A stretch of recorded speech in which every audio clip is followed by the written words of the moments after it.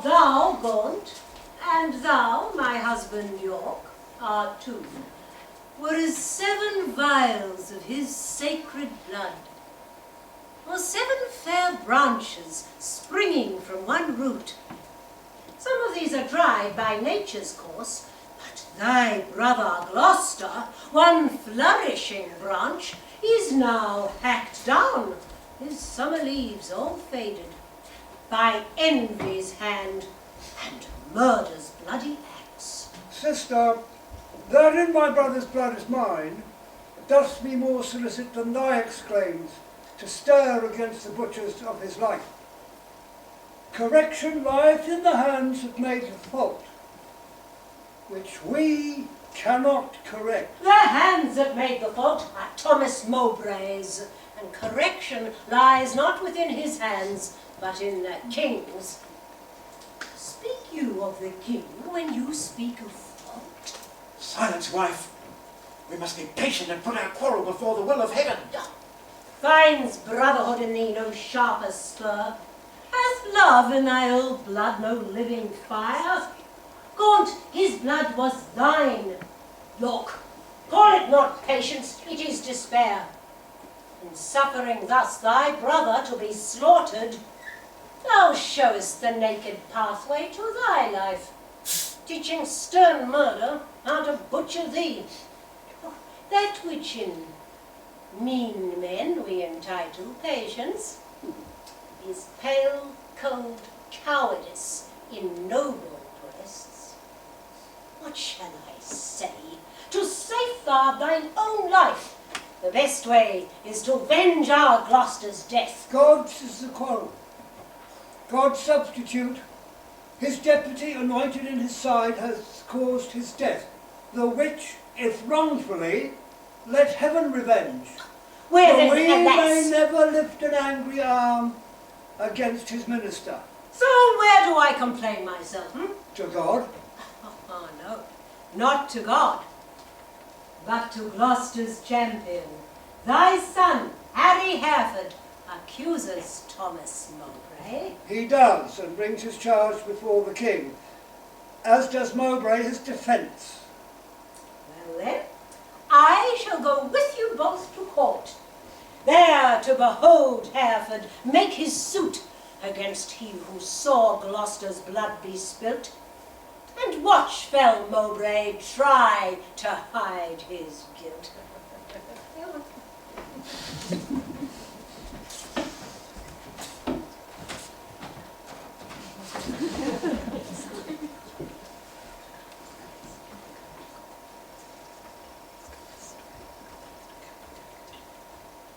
Full many a glorious morning have I seen, flatter the mountain tops with sovereign eye, kissing with golden face the meadows green, gilding pale streams with heavenly alchemy.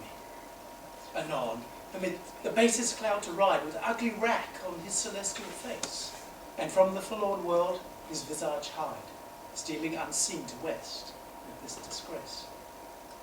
Even so, my son one early morn did shine, with all triumphant splendour on my brow. But out, alack, he was but 1 hour mine. The region cloud hath masked him from me now. But him for this, my love, no wit disdaineth. Sons of the world may stain when heaven's sun staineth.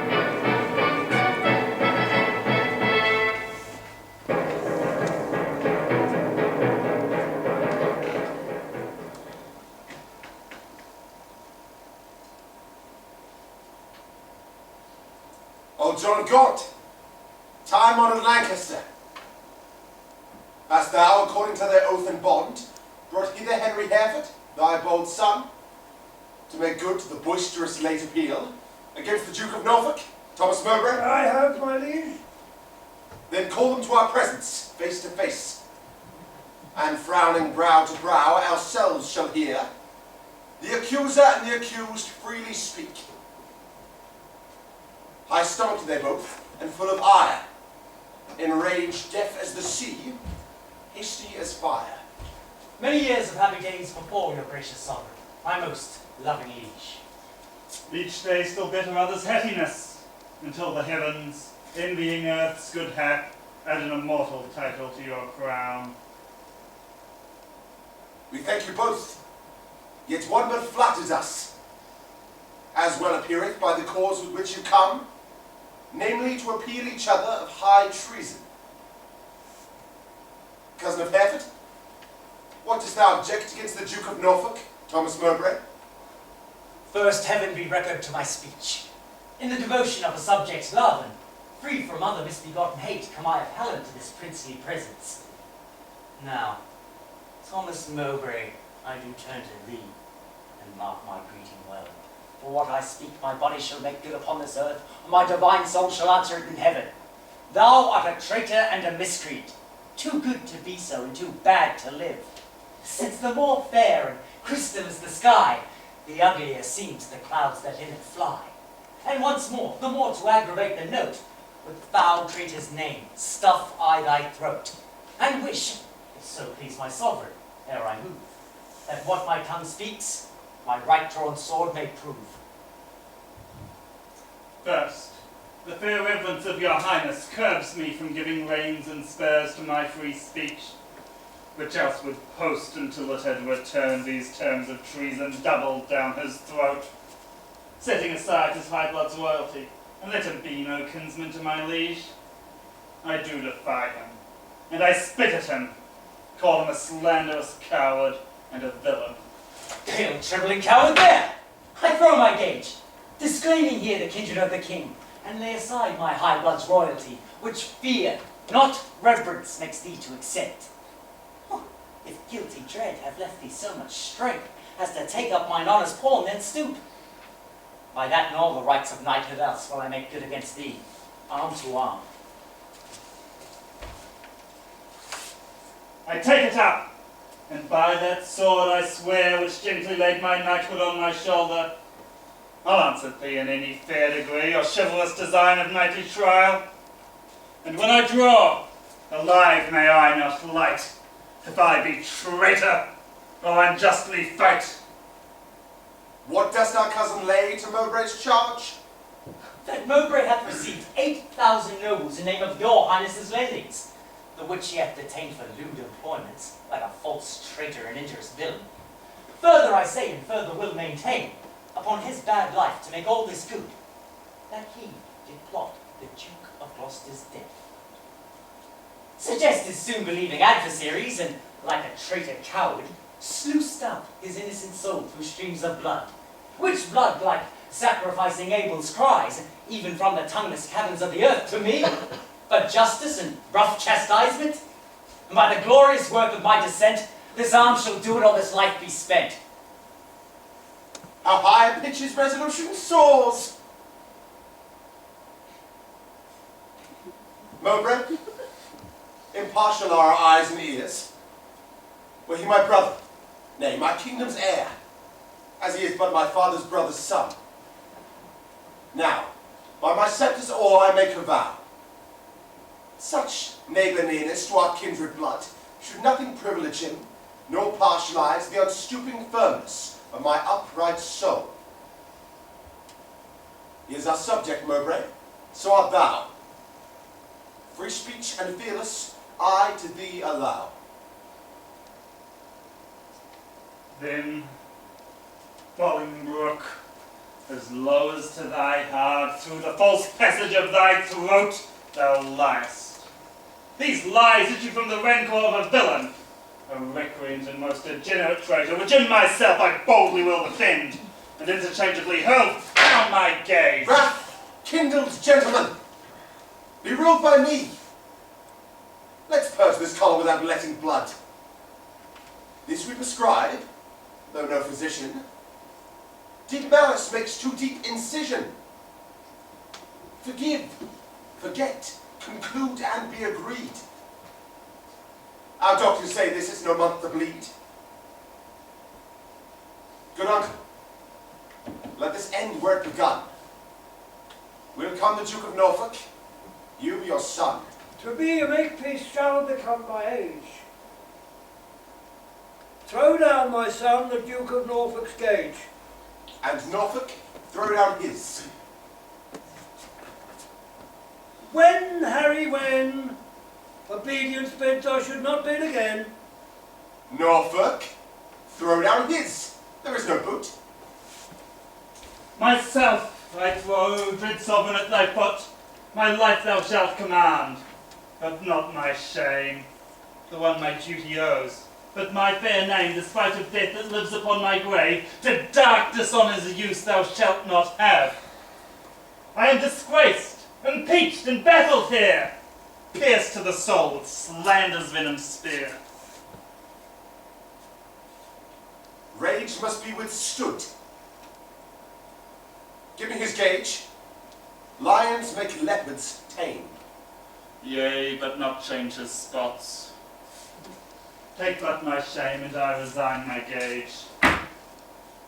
My dear, dear lord, the purest treasure mortal times afford is spotless reputation. Mine honour is my life, both grow in one. Take honour from me, and my life is done. Cousin, throw down your gage. Do begin. God defend my soul from such deep sin. Must I with pale beggar's fear impeach my height, and seem crestfallen in my father's sight? We were not born to sue, but to command.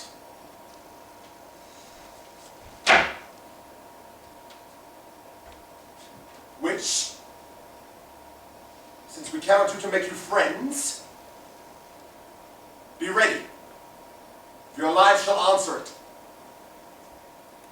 Your swords and axes shall arbitrate the swelling difference of your settled hate.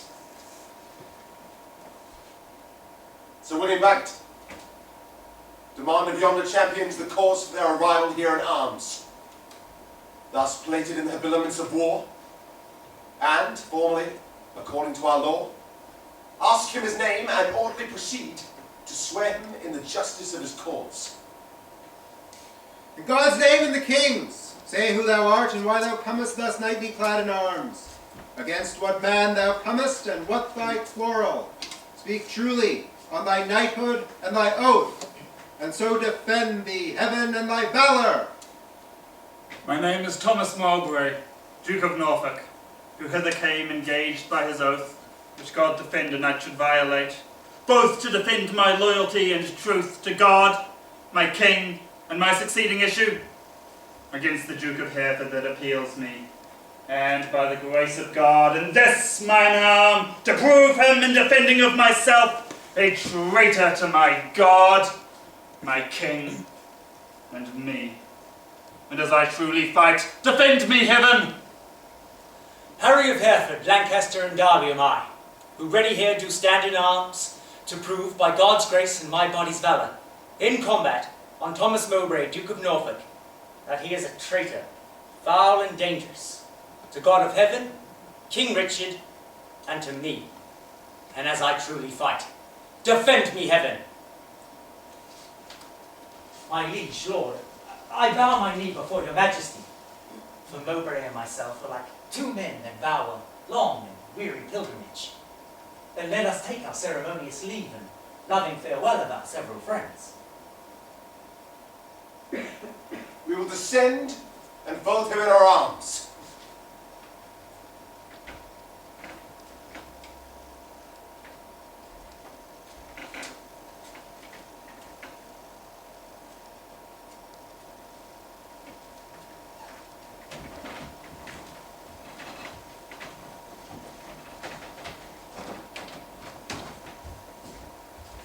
Cousin of Hereford, as thy cause be right, so be thy fortunes in this royal fight. Farewell, my blood, which if today thou shed, lament we may, but not revenge thee dead. Let no noble eye profane a tear for me. For if I be gorged by Mowbray's spear, then, my noble lord and king, I take my leave of thee. Not sick, although I have to deal with death, but lusty, young, and cheerily drawing breath. And thy good cause make thee prosperous. Be swift, like lightning in the execution. Let your blows, doubly redoubled, fall like amazing thunder upon the casque of your adverse pernicious enemy. Rouse up thy youthful blood. Be valiant and live. Mine innocency in St. George to thrive. However God or fortune cast my lot, there lives or dies, true to King Richard's throne, a loyal, just, and upright gentleman, most mighty liege. And my companion peers, take from my mouth the wish of happy years, as gentle and as jocund as to jest go I to fight. Truth hath a quiet rest. Farewell, my lord. Securely I spy virtue and valour couched in thine eye.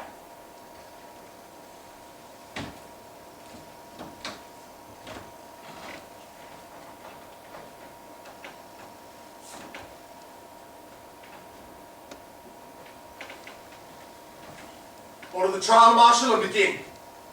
Our good and noble Harry Hereford, sit our dear Gloucester's wrongs upon thy sword, that it may enter butcher Mowbray's breast. And Hold, aunt! This is no place for thee to make contest. Sound trumpets and set forward combatants.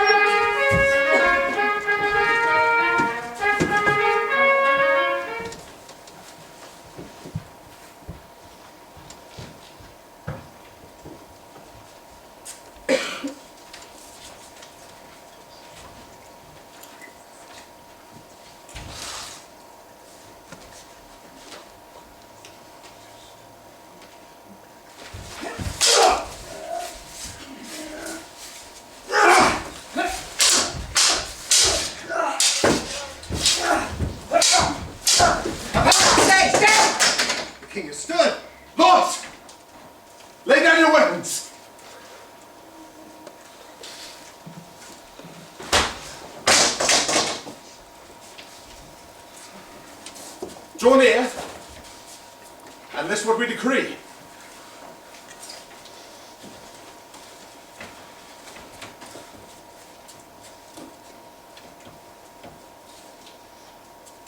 For that our kingdom's earth should not be soiled with that fair blood which it hath fostered.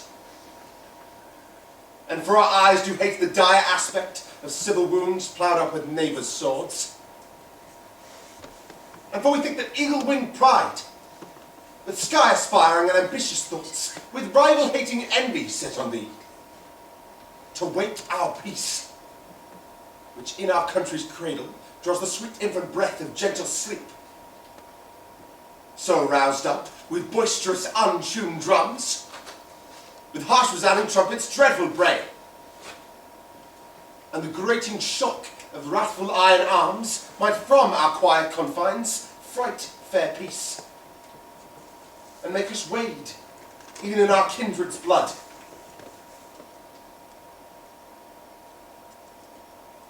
Therefore, we banish you from our territories.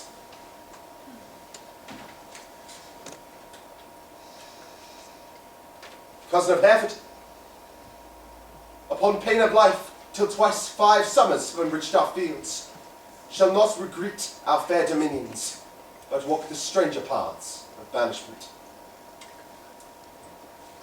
Your will be done. This must my comfort be. Sun that warms you here shall shine on me, and those to you his golden beams here lent shall point on me and gild my banishment. Mowbray, for thee remains a heavier doom, which I with some unwillingness pronounce. The sly, slow hours shall not determinate the dateless limit of thy dear exile. The hopeless word of never to return, breathe I against thee upon pain of life. A heavy sentence, my most sovereign liege, and all unlooked for from your highness' mouth. A dearer merit, not so deep a maim have I deserved at your highness' hands. The language I have learned these 40 years, my native English, now I must forego. And now my tongue's use is to me no more than an unstringed viol or a harp, or like a cunning instrument cased up, or being open put into his hands that knows no touch to tune the harmony. Within my mouth you have enjailed my tongue, doubly portcullised with my teeth and lips, and dull, unfeeling, barren ignorance has made my jailer to attend me. What is thy sentence then but speechless death, which robs my tongue from breathing native breath? It boots thee not to be compassionate. After our sentence, plaining comes too late. And thus I turn me from my country's light, well in some shades of endless night. Return ye both, and with me take this oath.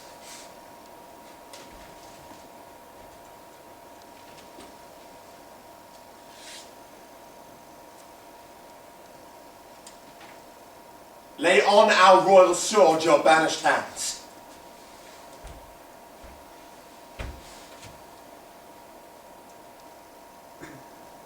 Swear, by the duty that you owe to God, our part therein we banish with yourselves, to keep the oath that we administer. You never shall, so help you truth and God, embrace each other's love in banishment, nor never look upon each other's face, nor never write, regret, nor reconcile the lowering tempest of your homebred hate.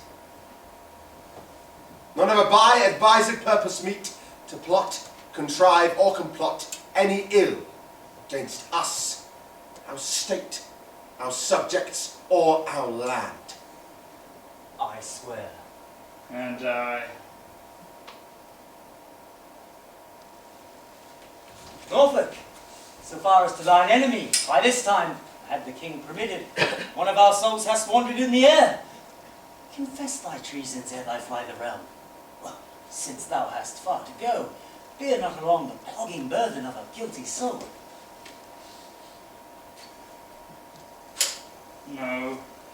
Bolingbroke, if ever I were a traitor, my name be blotted from the book of time, and I from heaven banished as from hence. But what thou art, God, thou, and I do know. And all too soon, I fear, the king shall rue. Farewell, my liege. Now nowhere can stray save back to England. All the world's my way.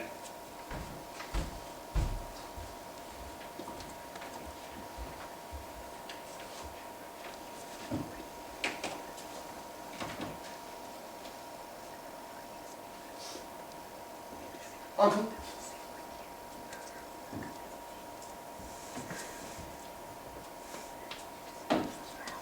even in the glasses of thine eyes, I see thy grieved heart.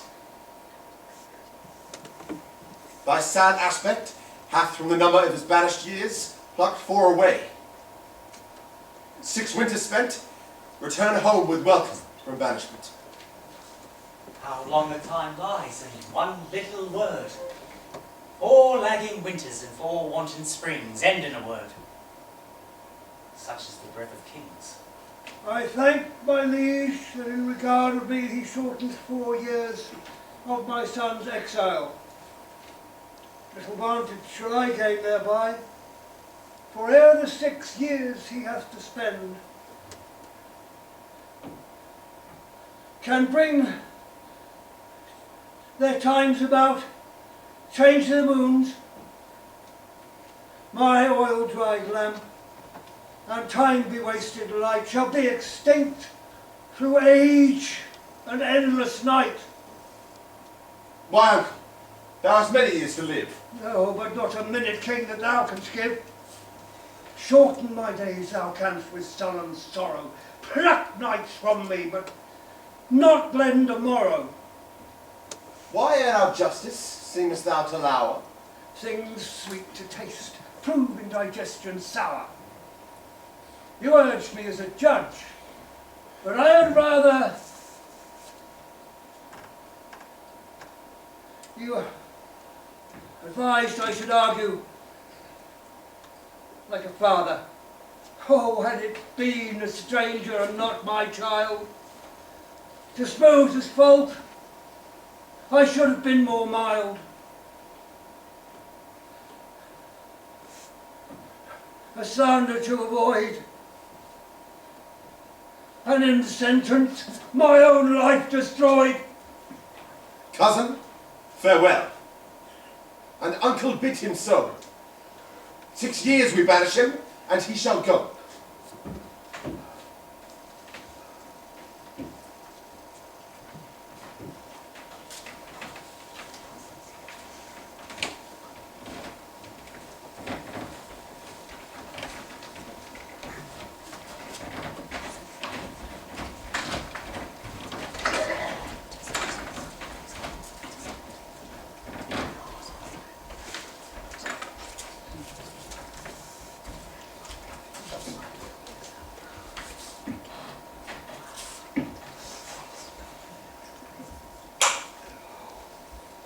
What a sixpence they're quickly gone. To men and joy, for grief makes 1 hour 10. Call it to travel that thou takest a pleasure. My heart will sigh when I must call it so, making it an enforced pilgrimage.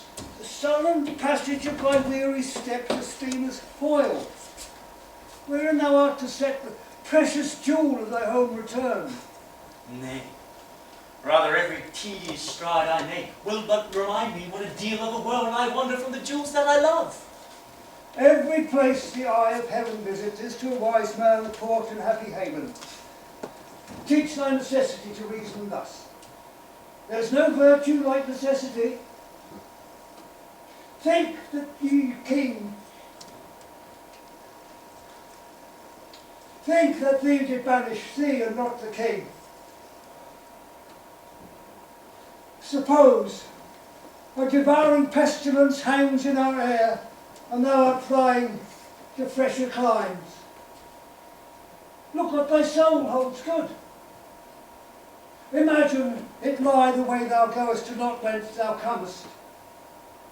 Suppose the singing birds, musicians, the grass thou treadst upon, the present strewed, and flowers, fair ladies, and thy steps no more than a delightful measure or a dance. For gnarling sorrow has less power to bite the man that mocks at it and sets it right. Who can hold a fire in his hand by thinking on the frosty Caucasus, or cloy the hungry edge of appetite by bare imagination of a feast, or wallow naked in December snow by thinking only on fantastic summer's heat? No. The apprehension of the good gives but far greater feeling to the worse. Fell sorrow's tooth never doth rankle more than when he bites, but lanceth not the sore. Oh, come, come, my son. I'll bring thee on thy way. Had I thy use and cause, I would not stay. Then England's ground farewell. Sweet soil adieu, my mother and nurse that bears me yet. Wherever I wander, boast of this I can. Thou banished, yet a true-born Englishman.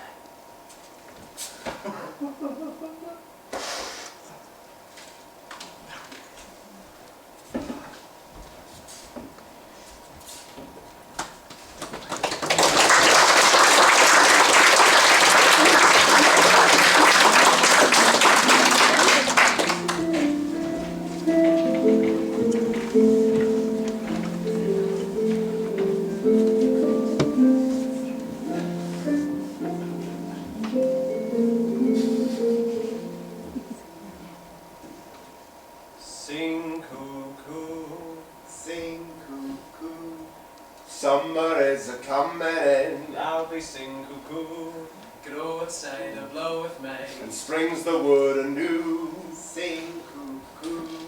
Merrily sing cuckoo.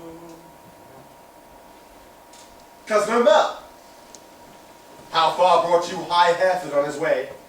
I brought High Hereford, if you call him so, but to the next highway, and there I left him. And say, what store of parting tears were shed? Faith, none for me except the northeast wind, which then blew bitterly against our faces, away to the sleeping room, and so by chance did grace our hollow parting with a tear. And what said our cousin when you parted with him? Farewell. Varied with the word farewell hath lengthened hours, and added years to his short banishment. He should have had a volume of farewells, but, since it would not, he had none of me. He is our cousin.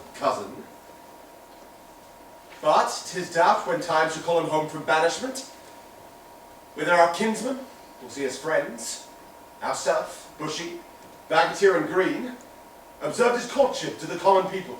How he did seem to dive into their hearts with humble and familiar courtesy. What reverence he did throw away on slaves, wooing poor craftsmen with the craft of smiles.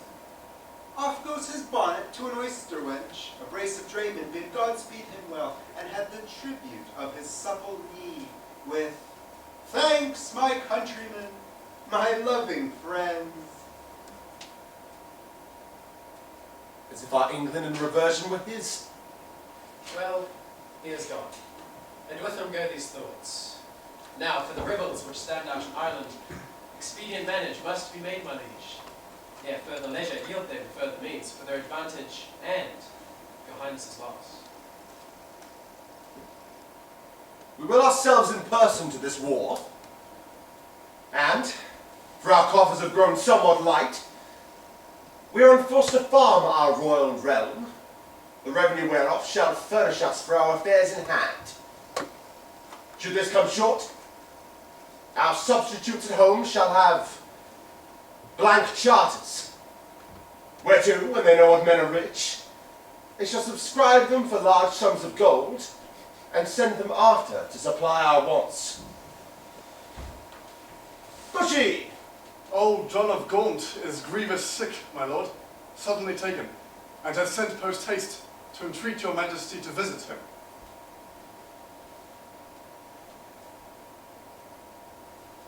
Now put it God in the physician's mind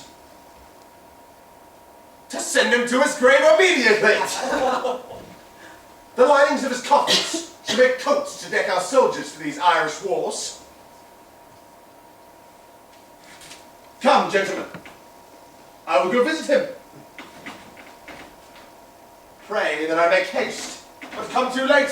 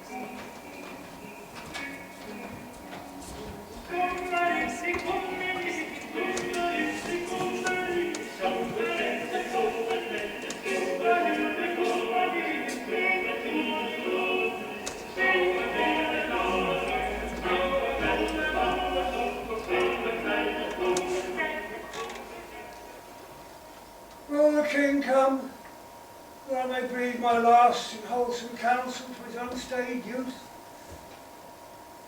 They say the tongues of dying men enforce attention like deep harmony. And words are scarce, are seldom spent in vain, and they breathe the truth who breathe their words in pain.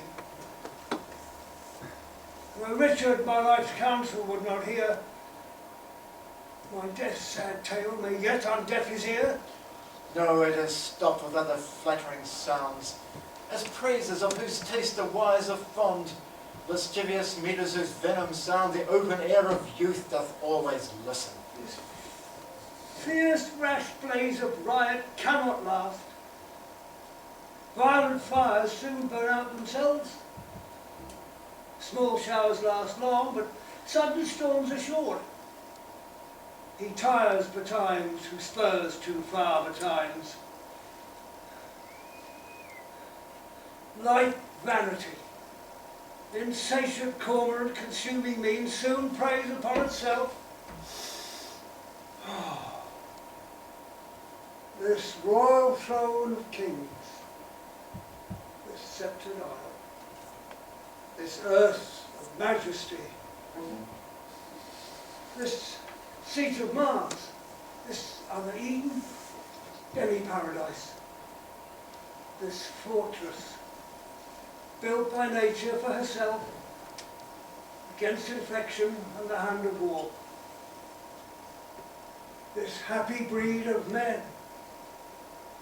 this little world, this precious stone, set in the silver sea that serves it in the office of a wall, or as a moat, defensive to a house against the envy of less happier lands.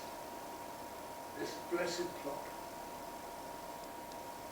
this earth, this realm, this England, this land of such dear souls, this dear, dear land, is now leased out. I die pronouncing it,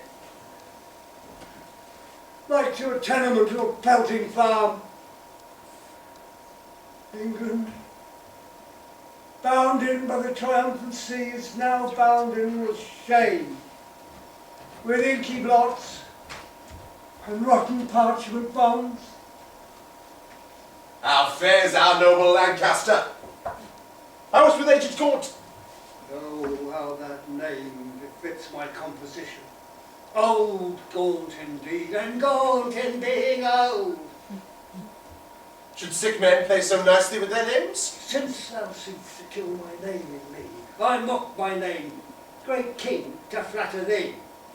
Should dying men flatter with those that live? No, no, men living flatter those that die.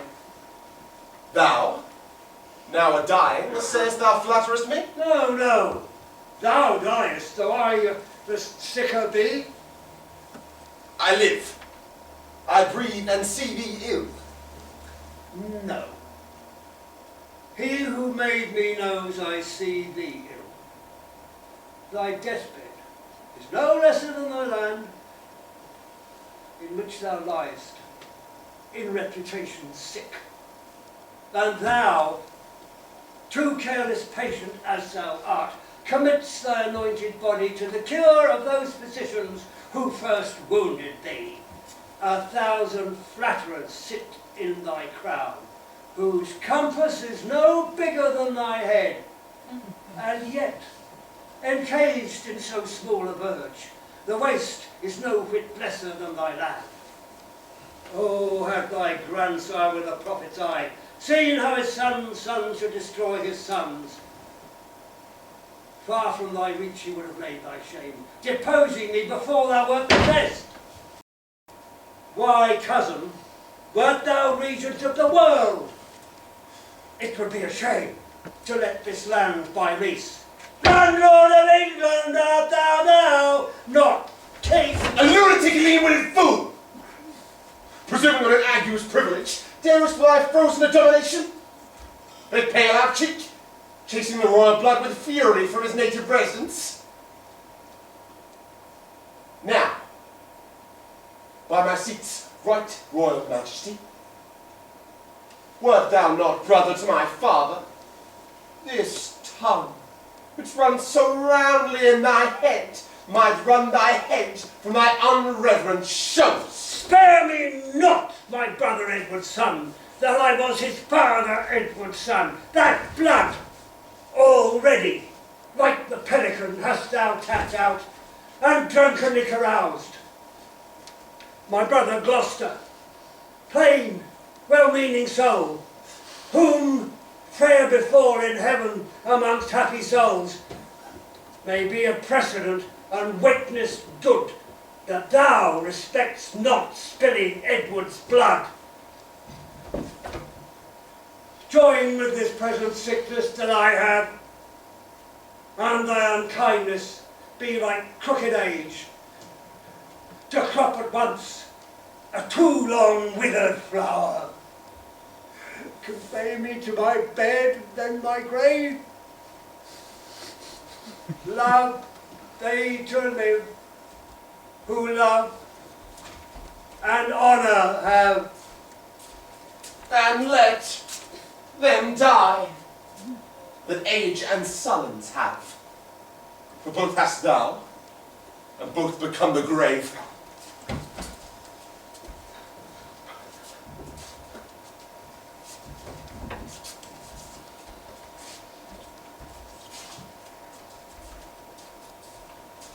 Live in thy shame, but die not shame with thee. These words hereafter thy tormentors be. I beseech your majesty, impute his words to wave and sickliness of age in him.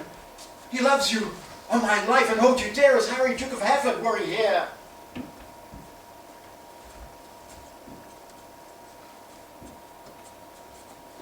Thou speaks true. As Hereford's love, so his. As theirs, so mine, and always it is. My liege, old Gaunt commends him to your majesty. What says he? Nay, nothing. All is said. His tongue is now a stringless instrument. His words, life and all, while Lancaster hath spent. Be York the next to be bankrupt so? Though death be poor, it hides a mortal woe. The ripest fruit doth fall first, and so does he. His time spent, our pilgrimage must be. So much for that. Now for our Irish wars. We must supplant those rough, drug-headed kerns, who live like venom where no venom else, but only they have the privilege to live. And for these great affairs, do us some charge towards our assistance. We seize into our hands all lands, rents and revenues, where our Uncle Gaunt did stand possessed. How long shall I be patient? How long shall tender duty make me suffer wrong? Not Hereford's banishment, nor Gaunt's rebukes, nor England's private wrongs have ever made me sour my patient cheek or pain one wrinkle on my sovereign's face. And now the last living of noble Edward's sons, of whom my father was first. In war was never lion raged as fierce as he, in peace never gentle lamb as mild. But when he frowned, it was against the French and not against his friends. His hands were guilty of no kindred blood, but bloody with the enemies of his kin. My liege, seek you to seize and gripe into your hands the royalties and rights of banished Hereford. Is Gaunt not dead? And doth Hereford not live? Did not the one deserve an heir? Is not his heir a well-deserving son? Thou art our king, but by fair sequence and succession. Now afore God, if you do wrongfully seize Hereford's rights, you pluck 1,000 dangers on your heads. You lose 1,000 well-disposed hearts, and you prick my tender patience to those thoughts, which honour and allegiance cannot think. Think what you will. We seize unto us his plates, his goods, his money, and his lands. I'll not be by the while. My liege, farewell. What ensues hereof, there's none can tell. Tomorrow next, we will for Ireland. And we create, in absence of ourselves, our Uncle York, Lord Governor of England, for he is just and always loved us well.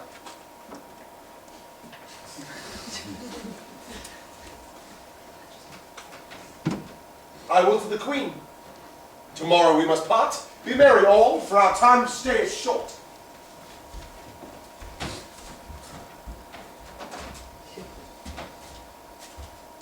Northumberland. Willoughby. Ross.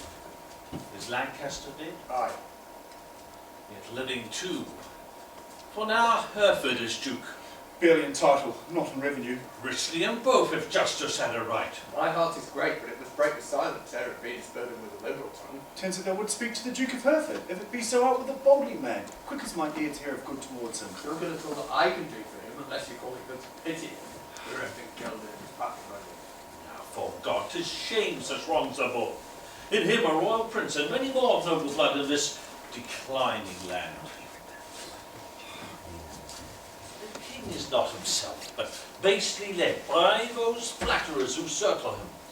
Bushy, Bagot, Reuben, and what they will inform, alien hate against any of us all, that will the king severely prosecute against us, our lives, our children and our heirs.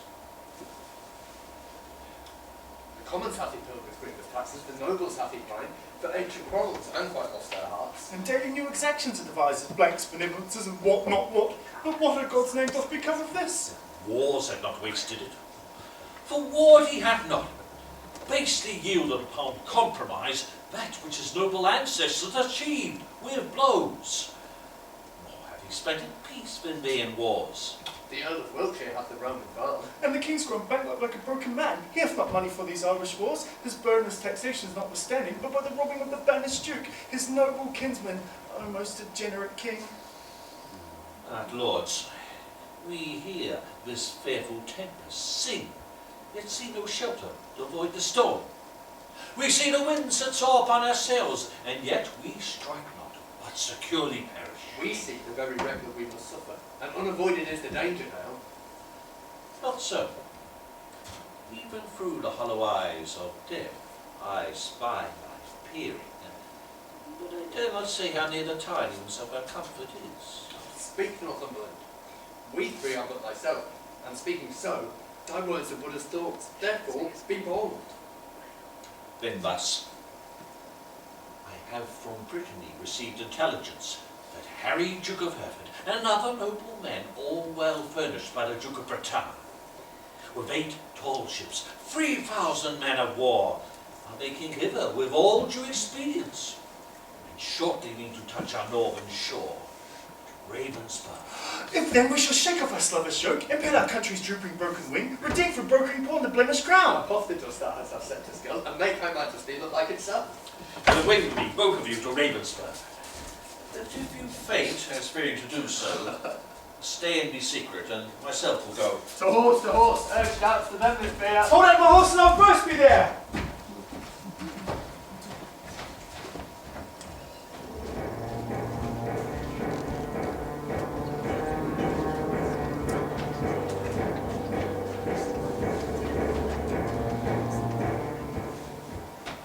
Madam, your Majesty is too much sad. You promised when you parted with the King to lay aside life-harming heaviness and entertain a cheerful disposition. To please the King I did. To please myself I cannot do it. Yet I know no cause why I should welcome such a guest as grief. So bidding farewell to so sweet a guest as my sweet Richard. Yet again, methinks some unborn sorrow, ripe in fortune's womb, is coming towards me. And my inward soul with nothing trembles. At something it grieves, more than with parting from my lord the king. Each substance of a grief hath 20 shadows, which show like grief itself, but is not so. For sorrow's eye glazed with blinding tears divides one thing entire to many objects. Like perspectives which rightly gazed upon show nothing but confusion. Eye to eye, distinguish form. So your sweet majesty, looking awry upon your lord's departure, finds shapes of grief more than himself to wail, which looked on as it is not but shadows of what it is not. Then, thrice gracious queen, more than your lord's departure weep not, more's not seen, or if it be, 'tis with false sorrow's eye, which for things true weeps things imaginary. It may be so, but yet my inward soul persuades me it is otherwise. 'Tis nothing but conceit, my lady. 'Tis nothing less. Conceit is still derived from some forefather grief. Mine is not so. For nothing had begot my something grief, or something hath the nothing that I grieve. What it is, that I do not know. So what I cannot name is nameless woe. Your Majesty! Gentlemen, I hope the king is not yet shipped for Ireland. Why hopest thou so? 'Tis better hope he is. For his designs crave haste, and his haste good hope. Then wherefore dost thou hope he's not shipped? That he, our hope, might have retired his power, and driven into despair an enemy's hope, who strongly hath set footing in this land.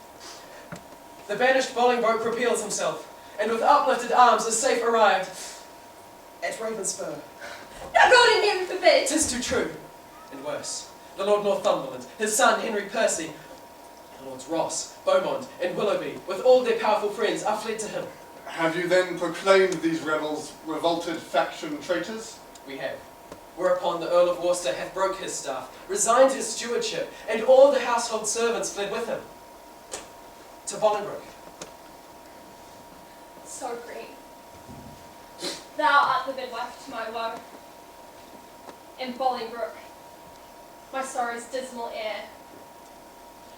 Now hath my soul brought forth her prodigy, and I, a gasping new delivered mother, have woe to woe, sorrow to sorrow joined. Despair not, madam.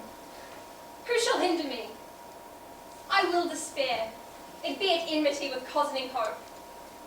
He is a flatterer, a parasite, a keeper back of death who gently would dissolve the bands of life, which false hope lingers in extremity. Uncle of York! Good uncle, for God's sake, speak comfortable words. Should I do so, I should belie my thoughts. Comforts in heaven, and we're on the earth where nothing lives but crosses, cares, and grief. Your husband is gone to save far off, whilst others come to make him lose at home. Here am I left to underprop his land. I, weak with age, cannot look after myself. The nobles they are fled, the commons they are cold, and will I fear revolt to Hereford side. If I knew how or which way to order these affairs, thus thrust disorderly into my hands, never believe me. Both are my kinsmen. The one is my sovereign, whom both my oath and duty bids to defend. The other again is my kinsman, whom the king hath wronged, whom my conscience and my kindred bids to right. Gentlemen, go muster up thy men, and meet me presently at Berkeley. Come, your majesty. All is uneven, and everything is left at 6 and 7. For us to levy power proportional to the enemy is all impossible. Besides, our nearness to the king in love is near the hate of those who have not the king. And that's the wavering commons. For their love lies in their purses, and whoso empties them by so much fills their hearts with deadly hate. Wherein the king stands generally condemned. If judgment lie in them, then so do we, for we ever have been near the king. The commons will perform an office for us, tear us to pieces like curs. Well, I will for refuge straight to Berkeley Castle. The Earl of Salisbury is already there. Then raise the troops in Wales. The Welshmen will stay loyal to the king. Thither will I with you. Bagot, will you go along with us? No, I will to Ireland, to his majesty. Farewell. If heart's presages be not vain, we three here are ne'er shall meet again. That says York thrives to beat back Bolingbroke. Alas, poor Duke. The task he undertakes is numbering sands and drinking oceans dry. Where one on his side fights, thousands will fly. Farewell at once, for all, and ever. Well, we may meet again. I fear me never.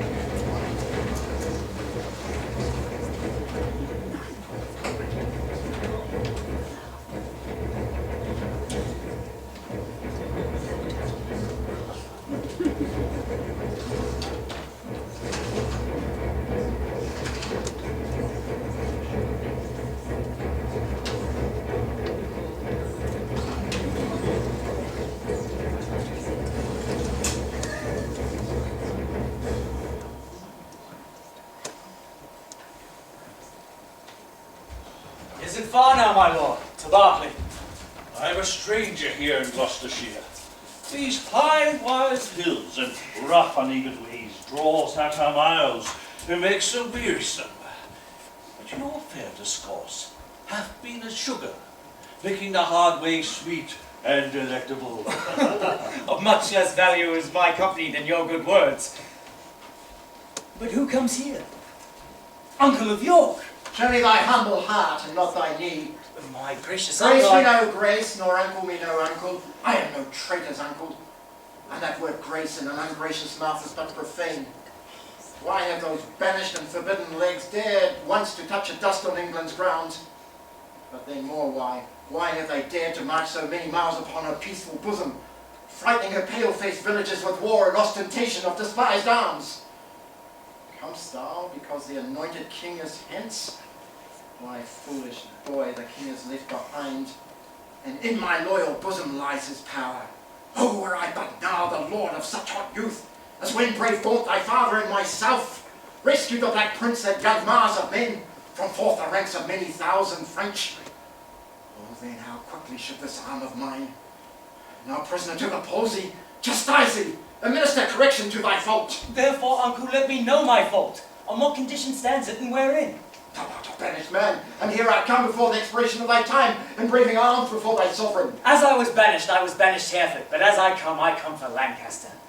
Would you permit that I should stand condemned, a wandering vagabond? My rights and royalties all plucked from my arms perforce and given to upstart unthrifts. My father's goods all distrained and sold, and these and all are all misemployed, and that if my cousin king can be king of England, then it must be permitted that I am Duke of Lancaster. Therefore, I do lay my claim to my inheritance of free descent. The noble lord has been much abused. It stands your grace upon to live him right. Base men by his endowments are made great. My lords, let me tell you this. I've had feelings of my nephew's wrongs, and laboured all I could to do him right. But in this kind to come, in braving arms, to be his own carver and cut out his own way, to find out right with wrong, it may not be. And you who do abet him in this kind, cherish rebellion and are rebels all. The noble lord has sworn his coming is but for his own, and for the right of that. We all have strongly sworn to give him aid. Well, well, I see the issue in these arms. I cannot mend it, I must needs confess, for my power is weak and all ill left. But if I could, by him who gave me life, I would attach you all and make you stoop unto the sovereign mercy of the king. But since I cannot, be it Nigel I remain as neuter. So fare you well, unless you please to enter Berkeley Castle, and there repose you for this night. An offer, uncle, we will accept, but we must win your grace to go with us to Bristol Castle, which they say is held by Bushy and Green and their accomplices. The caterpillars of the Commonwealth, which we have sworn to weed and pluck away. It may be that I'll go with you, but yet our paws run loath to break our country's laws. Nor friends to me. Nor welcome you there. Things past redress. And now with me, past care.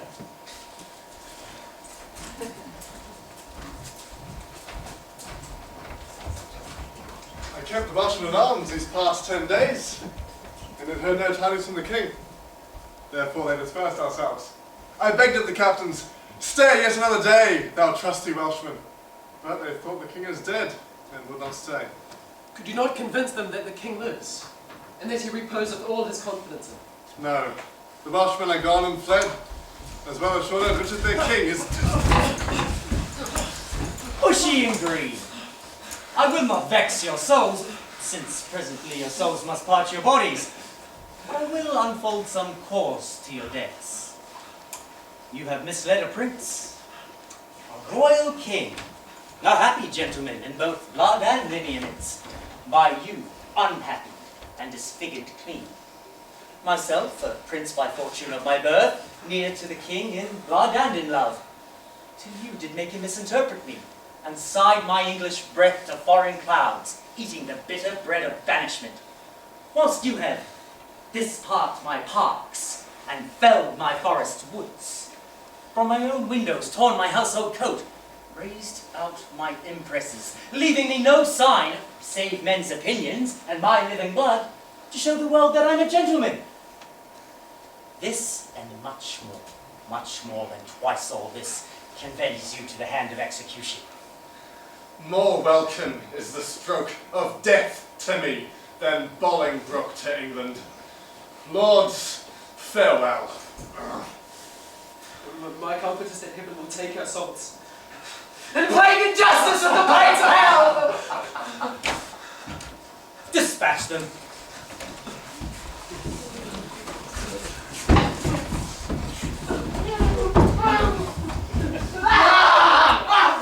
Come, sir, away, to fight with Glendower and their accomplices. A while to work, then holiday.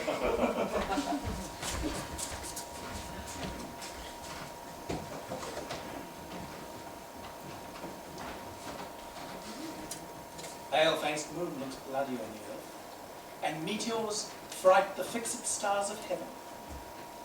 Lean look-fits whisper fearful change.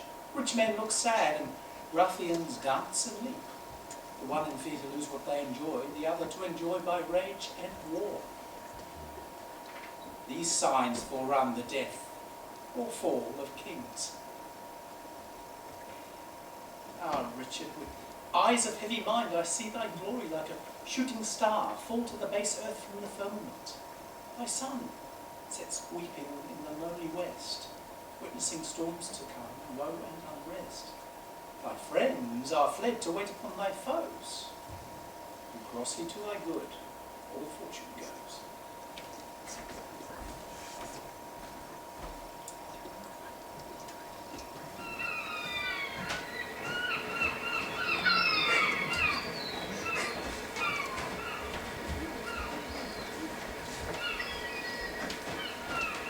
Berkeley Castle, calling this attacked. Yea, my lord. How brooks your grace the air after your late tossing on the breaking seas? Needs must I like it well. I weep for joy to stand upon my kingdom once again. Dear earth, I do salute thee with my hand. Though rebels wound thee with thy horse's hooves. As a long-parted mother with her child, plays fondly with her tears and smiles in meeting. So weeping, smiling greet I thee, my earth.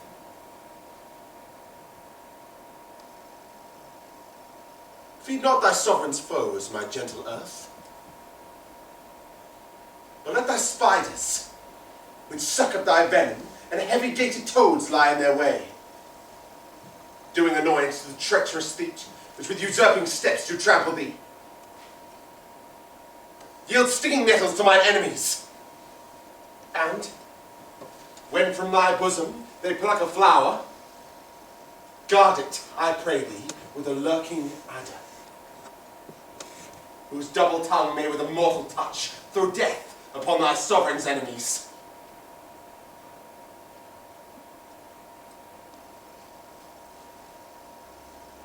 Mock not my senseless conjurations, lords. This earth shall have a feeling, and if stones prove armoured soldiers, ere her native king should falter under foul rebellion's arms. Oh, fear not, my lord. The power that made you king hath power to keep you king in spite of all. The means of heaven must be embraced and not neglected, else if heaven would, and we will not, heaven's means will offer and the prophet succour and redress. He means, my lord, that we are too remiss, whilst Bolingbroke, through our security, grows strong and great in substance and in power. Discomfortable cousin! Knowest thou not that when the searching eye of heaven is hid behind the globe that lights the lower world, then thieves and robbers range abroad unseen, in murders and an outrage boldly here. But when from under this terrestrial ball he fires the proud tops of the eastern pines, and darts his light into every guilty home, then murders, treasons, and detested sins stand bare, naked, trembling at themselves. So when this thief, this traitor Bolingbroke, who all the while hath revelled in the night, whilst we were wandering with the Antipodes, sees us rising in our throne, the East, his treasons will sit blushing in his face, not able to endure the sight of day. Not all the water in the rough, rude sea can wash the balm of an anointed king. The breath of worldly men cannot depose the deputy elected by God. And for every man that Bolingbroke hath pressed to lift shrewd steel against our golden crown, God, for his Richard, hath in heavenly pay a glorious angel. Then if angels do fight, weak men must fall, for heaven still guards the right. Scroop, how far flies our army? One day too late, I fear me, noble lord, hath clouded all thy happy days on earth. Oh, call back yesterday, bid time return, and thou shalt have 12,000 fighting men. Today, unhappy day, too late o'erthrows thy joys, friends, fortune, and thy state. For all the Welshmen, hearing thou wert dead, are gone to Bolingbroke, dispersed and fled.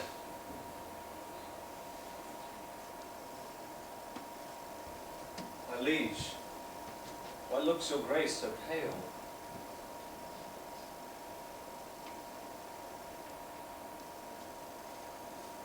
But now the blood, 20,000 men did triumph in my face,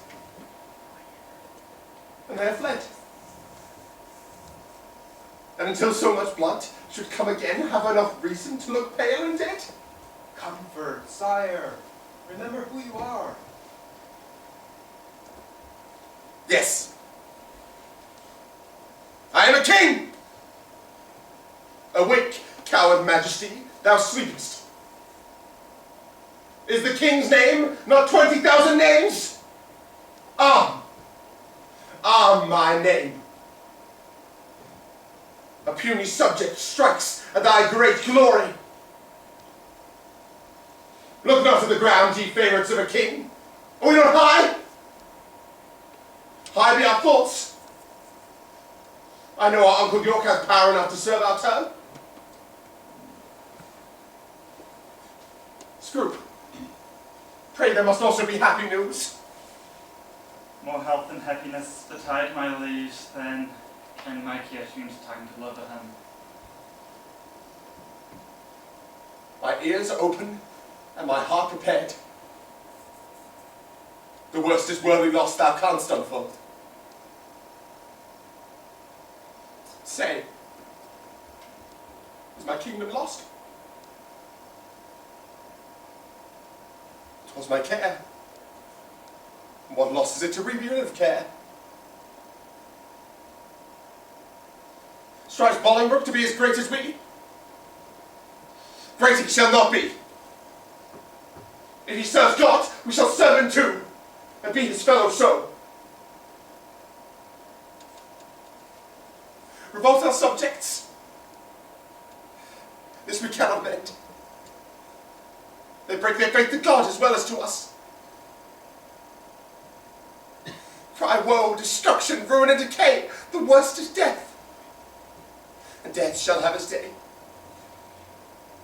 Glad I am that your highness is so armed to bear the tidings of calamity.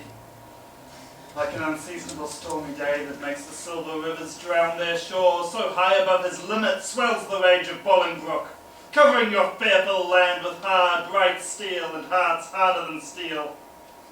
White beards have armed their thin inhalers scalps against your majesty.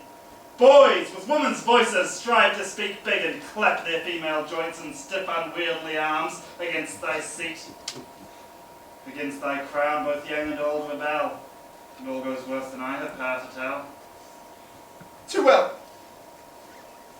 Too well thou tellest a tale so ill. Where has become of Bushy? Where is Green, that they have let this dangerous enemy measure our confines with such peaceful steps? If we prevail, their heads shall answer it. I'll wager they have made peace with Bolingbroke. Peace they have made with him indeed. Villains! Vipers! Damned without redemption! Dogs! Easily won to fall on any man. Judases! Each one twice worse than Judas! Their peace is made, but with their heads, not with their hands.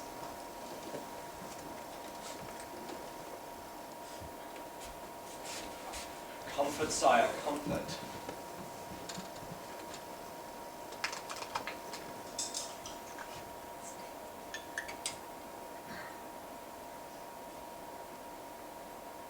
No, my lords.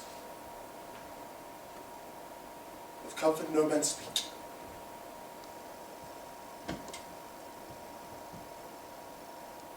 Let's talk of graves, worms and epitaphs.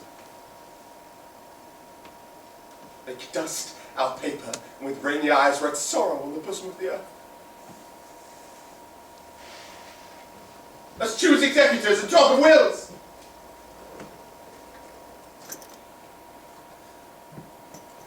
And yet not so.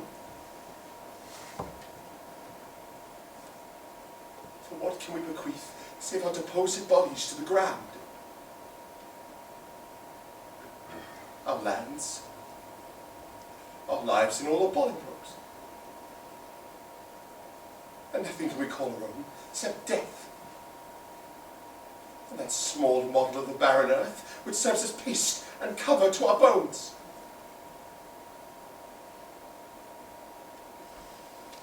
For God's sake! Let us sit upon the ground!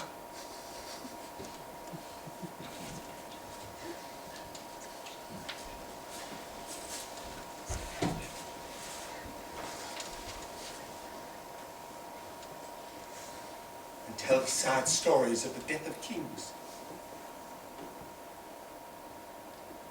How some have been deposed, some slain in war, some haunted by the ghosts they have deposed, some poisoned by their wives, some sleeping killed.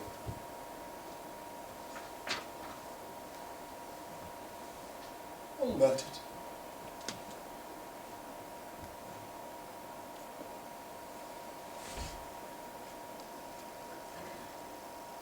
For within the hollow crown surrounds the mortal temples of a king, keeps death his court. And there the antic sits, scoffing at his state and grinning at his pomp, allowing him a breath, a little scene to monarchize, be feared, and kill with looks, infusing him with self and vain conceit, as if this flesh, which wars about our lives, were brass, impregnable.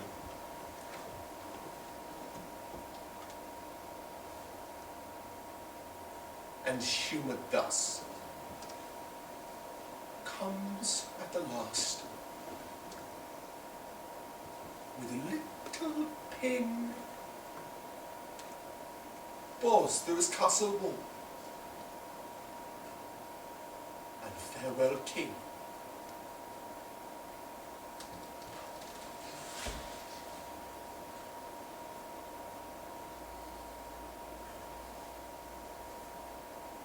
Cover your heads, and mock not flesh and blood with solemn reverence.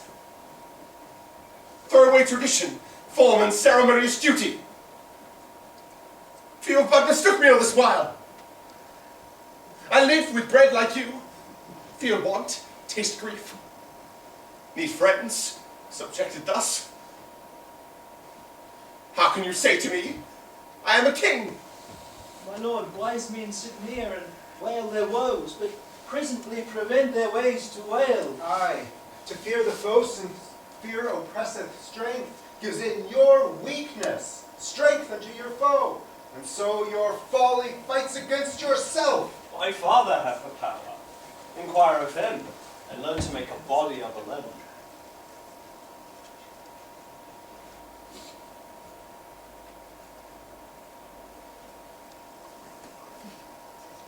Thou chidest me well.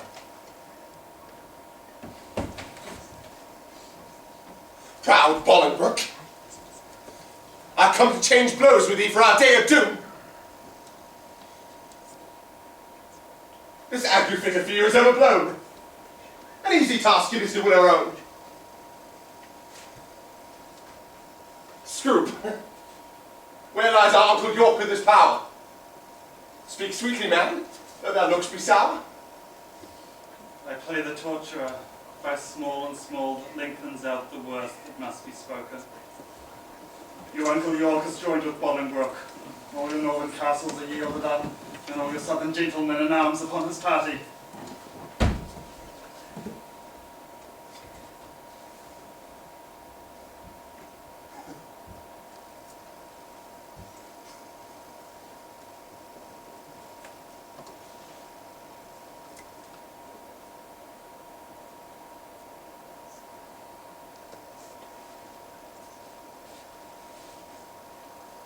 What say you now? What comfort have we now? By God, I'll him everlastingly that bids me be of comfort anymore!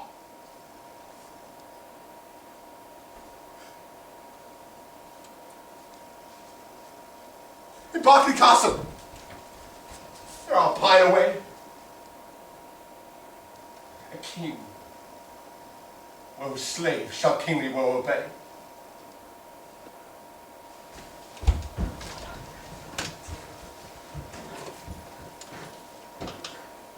That power that I have, discharge and let them go,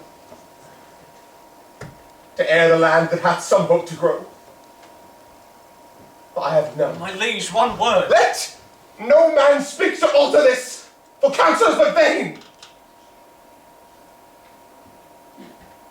Discharge my followers. Let them hence away.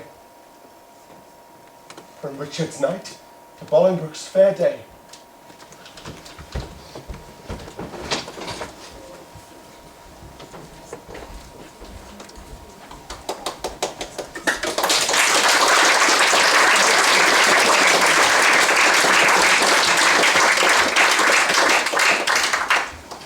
The news is very fair and good, my lord. The Welshmen are dispersed. and Lord Scroop has gone to meet with Richard, lately landed with some few private friends upon this coast. It would beseem the Lord Northumberland to say King Richard. Your Grace mistakes. Only to be brief, let by his title out. The time hath been, would you have been so brief with him, he would have been so brief with you, to shorten you for so taking the head, your whole head's length. Mistake not, uncle, further than you should. Take not, good nephew, further than you should, lest you mistake the heavens o'er our heads. So, will Berkeley Castle yield? The castle royally is manned, my lord, against my entrance. Royal? Why, it contains no king. It doth contain a king. King Richard lies within the limits of yon lime and stone. Noble lords, go to the rude ribs of that ancient castle, and through brazen trumpets send the breath of parley into his ruined ear, and thus deliver. Henry Bolingbroke, on both his knees, doth kiss King Richard's hand, and sends allegiance and true faith of heart into his most royal person. Hither come, even at his feet, to lay my arms in power, provided that my banishment repealed, and lands again restored and freely granted. If not, I shall use the advantage of my power and lay the summer's dust with showers of blood rained from the slaughtered wounds of Englishmen. My stooping duty tenderly shall show how far off the mind of Bolingbroke it is that such crimson tempest should be drenched the fresh green lap of King Richard's lands. Methinks Richard and I should meet, with no less terror than the elements of fire and water. When their thundering shock at meeting tears the cloudy cheeks of heaven, be he the fire, I'll be the yielding water. The rage be his, whilst on the earth I rain my waters on the earth and not on him. Northumberland, go and seek parlance with the king. Oh, and mark how he looks.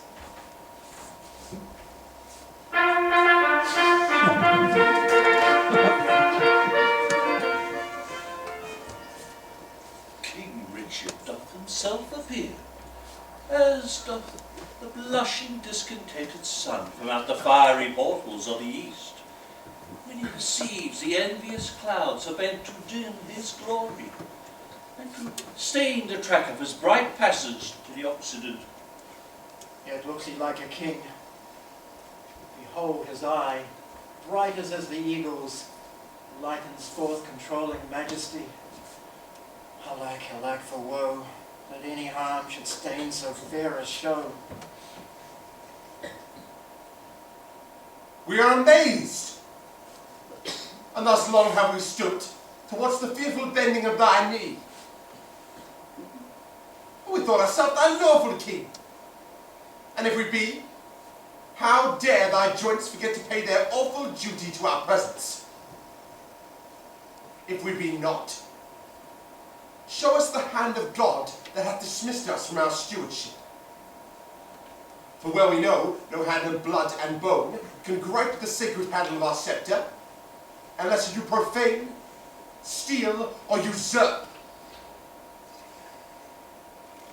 Though you think us barren and bereft of friends, know that my master, God omnipotent, is mustering his clouds armies of pestilence to strike at your children yet unborn and unbegot, that lift your vassal hands against my golden crown. Tell Bolingbroke, for yonder methinks he stands. Every step he takes into our land is dangerous treason. He has come to open the purple testament of bleeding war. But ere the crown he looks for live in peace, 10,000 crowns of mothers' sons shall ill become the flower of England's face, and bedew her pasture's grass with English blood. The King of Heaven forbid our Lord the King should so with civil and uncivil arms be rushed upon. Thy thrice noble cousin, Harry Bolingbroke, doth humbly kiss my hand, and by the royalties of both your bloods, his coming hither have no further scope than for his lineal royalties. and to beck enfranchisement immediate on his knees, which on thy royal party granted once, his glittering arms he will commend to rust, his barbed steeds to stables, and his heart to faithful service of your majesty.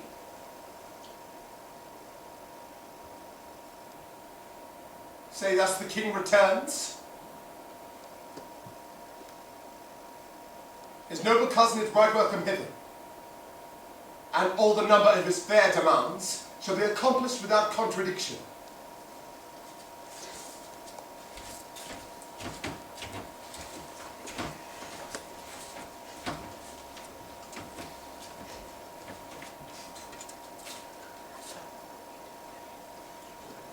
We do debase ourselves, cousin, do we not? To look so ill and speak so fair. Shall we call back Northumberland and send defiance to the traitor, and so die? No, my lord.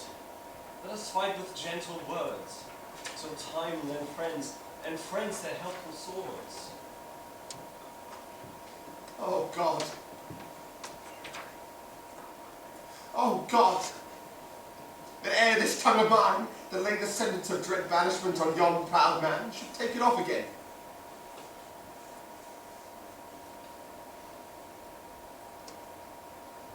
What must the king do now? Must he submit? The king shall do it. Must be deposed?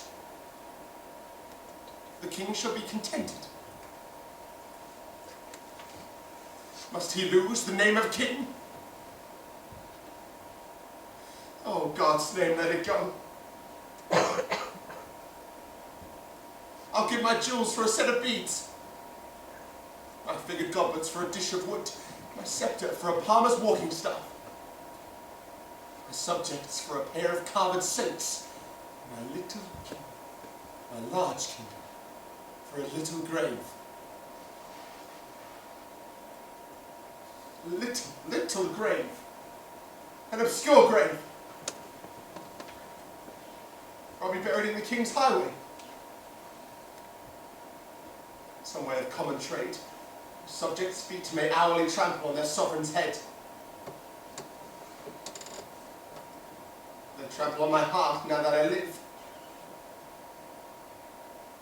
And once buried, why not upon the head?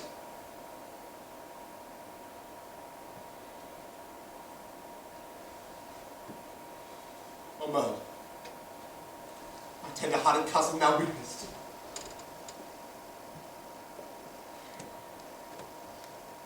We'll make foul weather with despised tears, until they have fretted us a pair of graves within the earth, and therein laid. Will not this ill do well?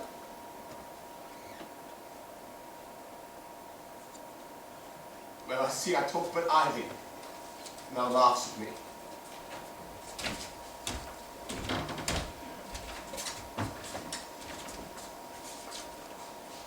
What says King Bolingbroke?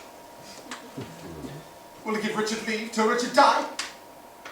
Make a leg and Bolingbroke say aye. In the base court he doth attend to speak with you. May it please you to come down.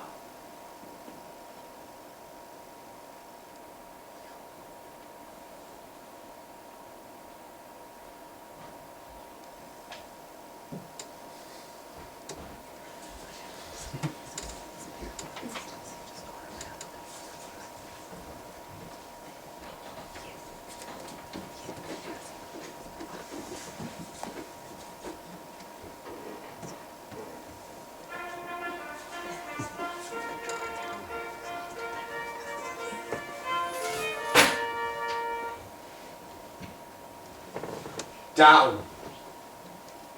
Down I come, my glistening pater, haunting the manage of unruly jades. To the base court. Base court. Where kings grow base. To come a traitor's cause and do them grace. To the base court. Come down. Down, court. Down, king.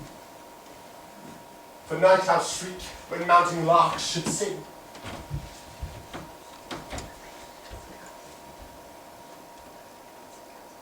My gracious lord. Fair cousin, you do debase your princely knee by making the base earth proud with kissing it. I had rather my heart should feel your love than my unpleased eyes see your courtesy. Up, cousin, now up! Your heart is up, I know. So high at least, although thy knee be low. My gracious lord, I come for but my own. And your own is yours, and I am yours and all. So far be mine, my most redoubted lord. But your true service shall deserve our love. Well, you deserve. Well, they deserve that know the surest way to get. Cousin, I am too young to be your father. But you are old enough to be my heir. What you'll have, I'll give and willing to. For must we do what force would have us do? On towards London, cousin. Is it so? Aye, my lord. Then I must not say no.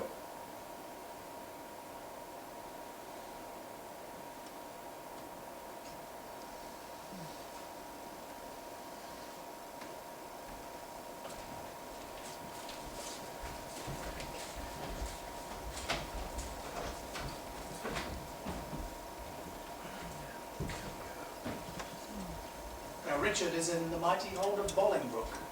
Their fortunes are both laid. In Richard's scale, is nothing but himself, and some small vanities to make him light. But in the balance of great Bolingbroke, besides himself, are all the English peers. And with their odds, he weighs King Richard down. Ask anyone in London, and they will tell you so. I speak no more than everyone doth know.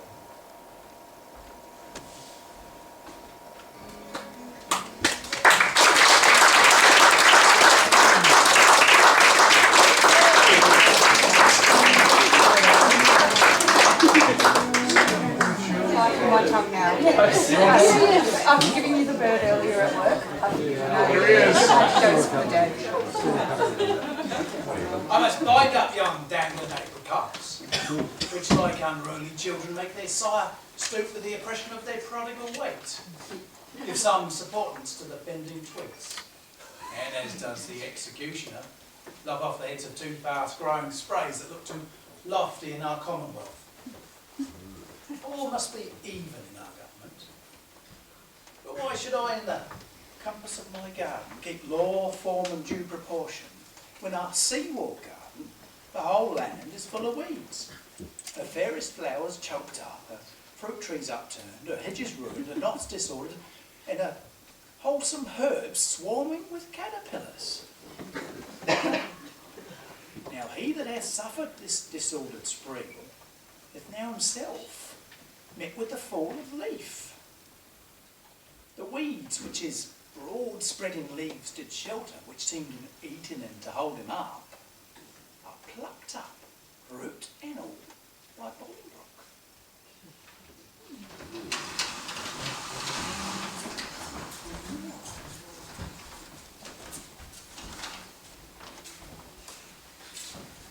Great Duke of Lancaster, I come to thee from plume-plucked Richard, who with willing soul adopts thee heir, and his high sceptre yields the possession of thy royal hand. Ascend his throne, descending now from him, and long live Henry, fourth of that name. Marry! God forbid! Who here is noble enough to pass judgment on noble Richard? What subject can pass sentence on his king? And who stands here that is not Richard's subject? shall God's steward, anointed, crowned, be judged by his inferiors, and he himself not even present?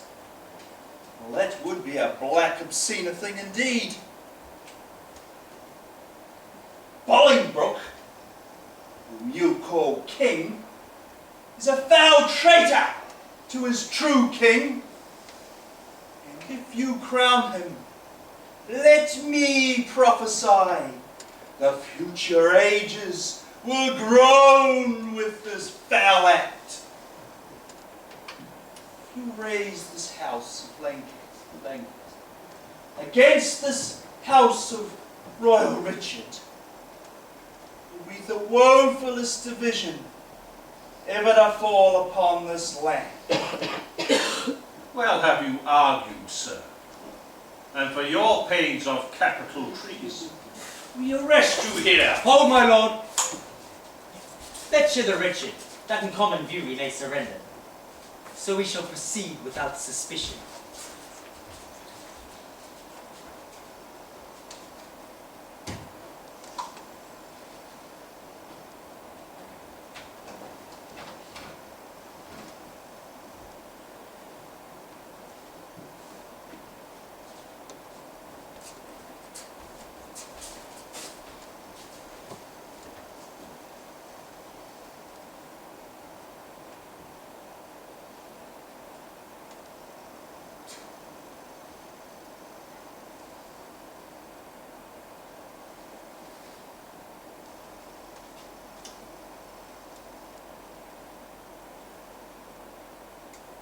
Alack,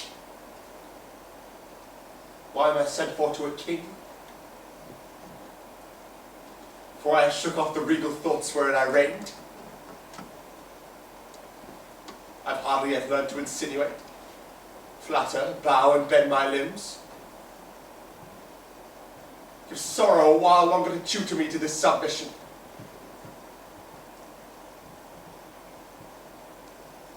Yet well do I remember the favours of these men. Were they not mine? Did they not once cry, all hail to me? As Jews did to Christ. That he in 12 found truth in all but one. I in 12,000. None.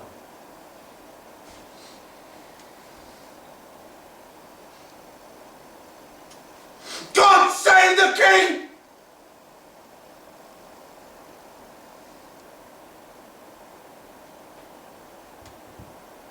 Will no man say amen?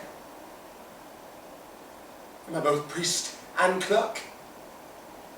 Well then, amen.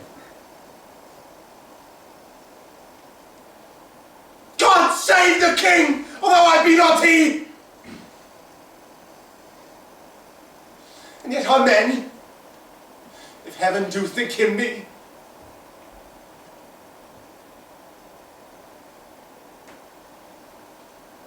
To do what service am I sent for here? To do that office of thine own goodwill, which tired majesty made thee offer, a resignation of thy state and crown to Henry Bolingbroke. Give me the crown.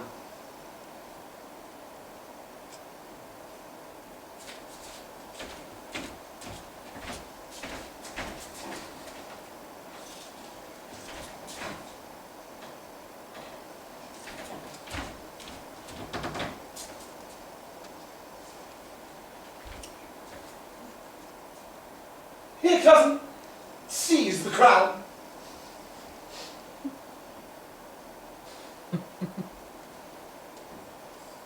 Here, cousin.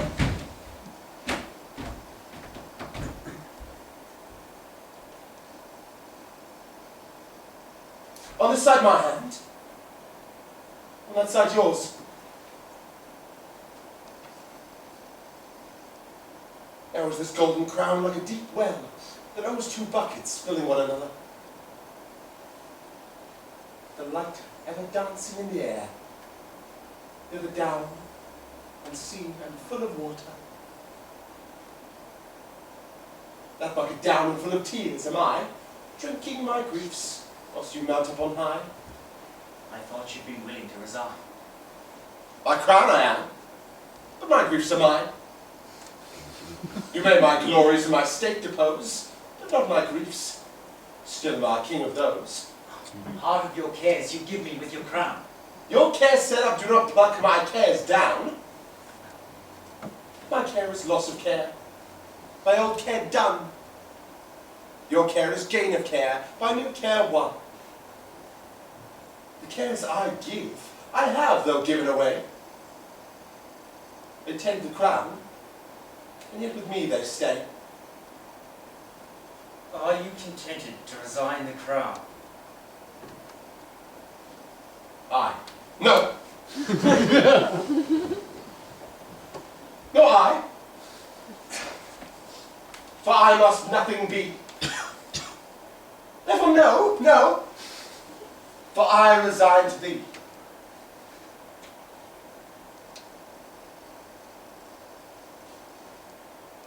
Now mark how I will undo myself.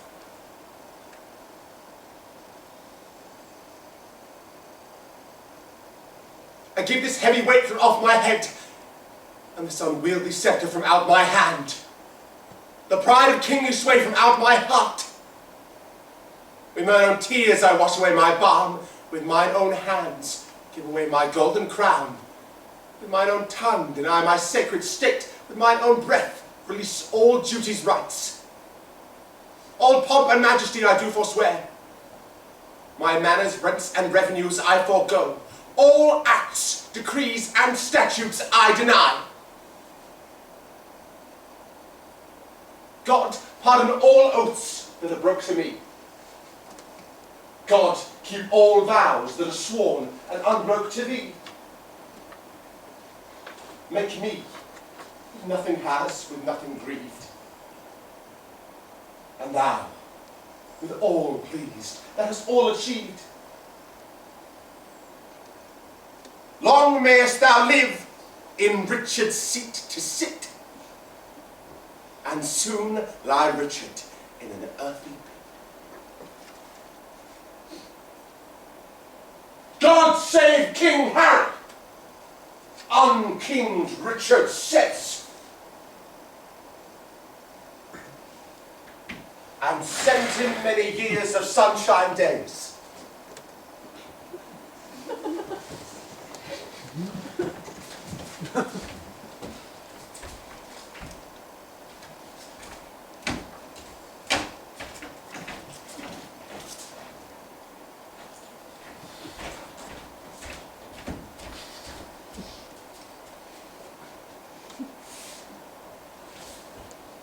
What more remains?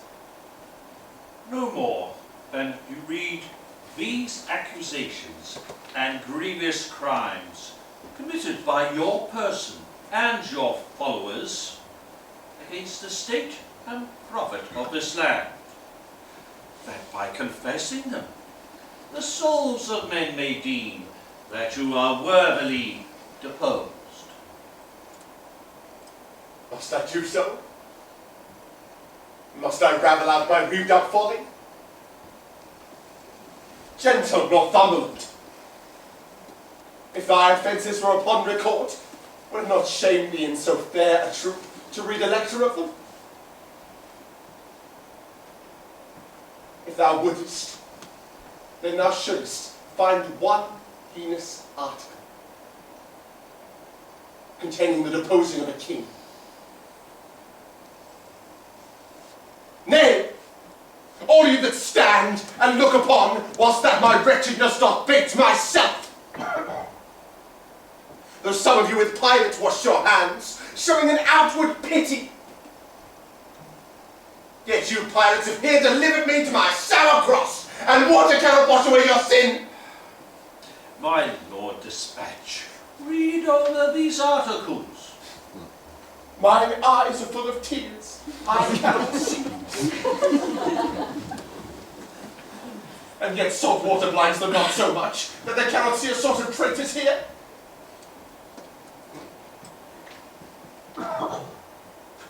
Nay, master. I find myself a traitor with the rest. For I have given here my soul's consent to undeck the pompous body of a king.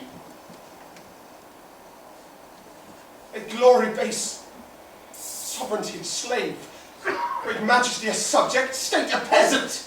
My lord. No! No lord of thine, thy horse insulting man! Oh, no man's lord. I have no name, no title, no... Not that name that was given me at the font, but 'tis usurped.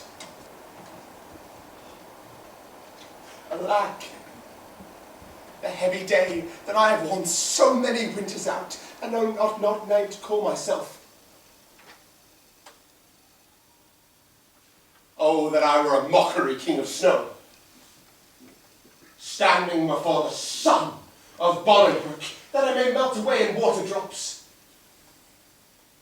Good king, great king, and yet not greatly good. And if my word be sterling yet in England, let it come under mirror, hither straight, so that I may see my face now that it is bankrupt of his majesty. Fetch a looking glass.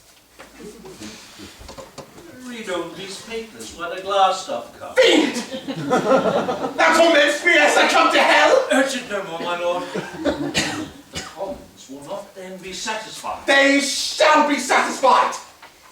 Once I read ere the book where all my sins are writ, and that's my set.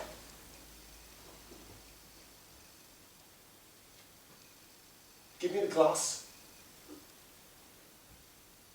and therein will I read.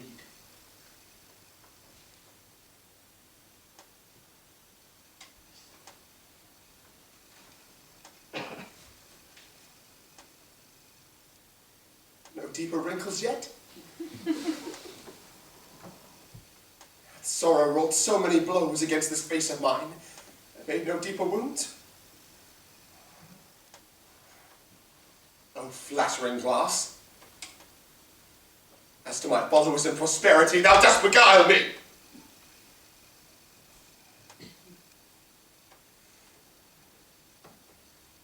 Was this the face that every day under its household roof did keep 10,000 men?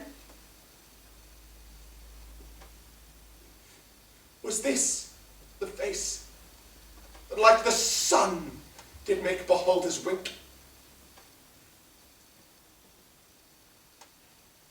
Was this the face that faced so many follies and was at last outfaced by Bolingbroke?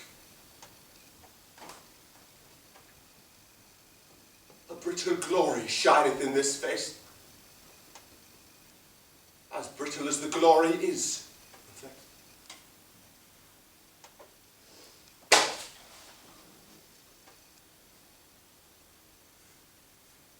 There it is, cracked in 100 shivers.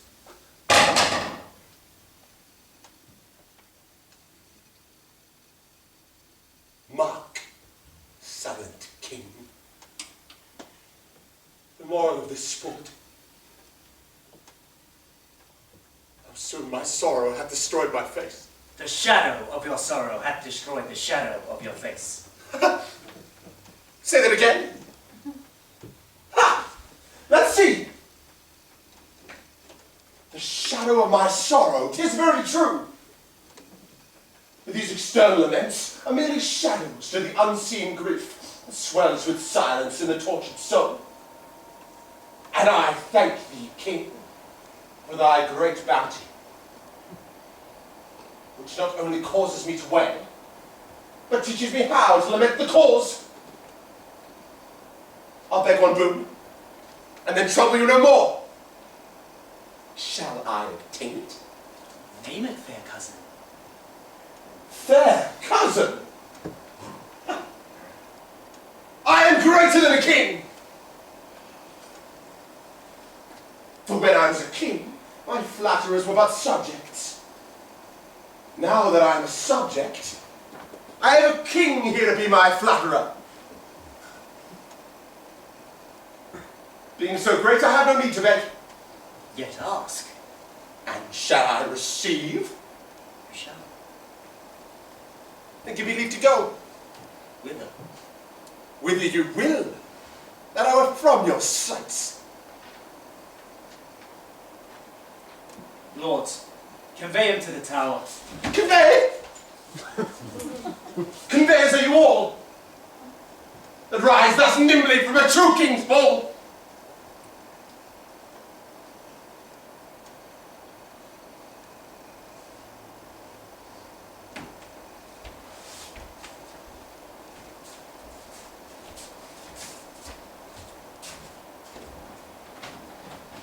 Lords, on Wednesday next we solemnly lay down our coronation. Come, let us make the preparations.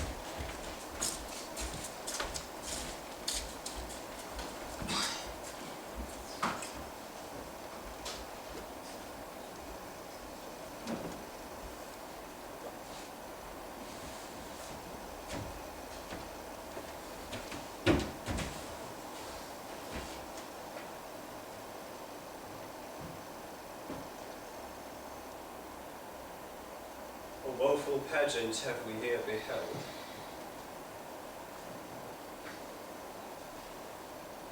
Woes to come. Children yet unborn shall feel this day as sharp to them as thorn. You, holy clergyman, is there no plot to rid the realm of this pernicious blot? My Lord, before I freely speak my mind herein, we shall not only take the sacrament to bear in mine intents, but whatever else I shall happen to devise. I see your brows full of discontent, your heart of sorrow, and your eyes of tears. Come, sit with me at supper, and I'll lay the plot that will show us all a merry day.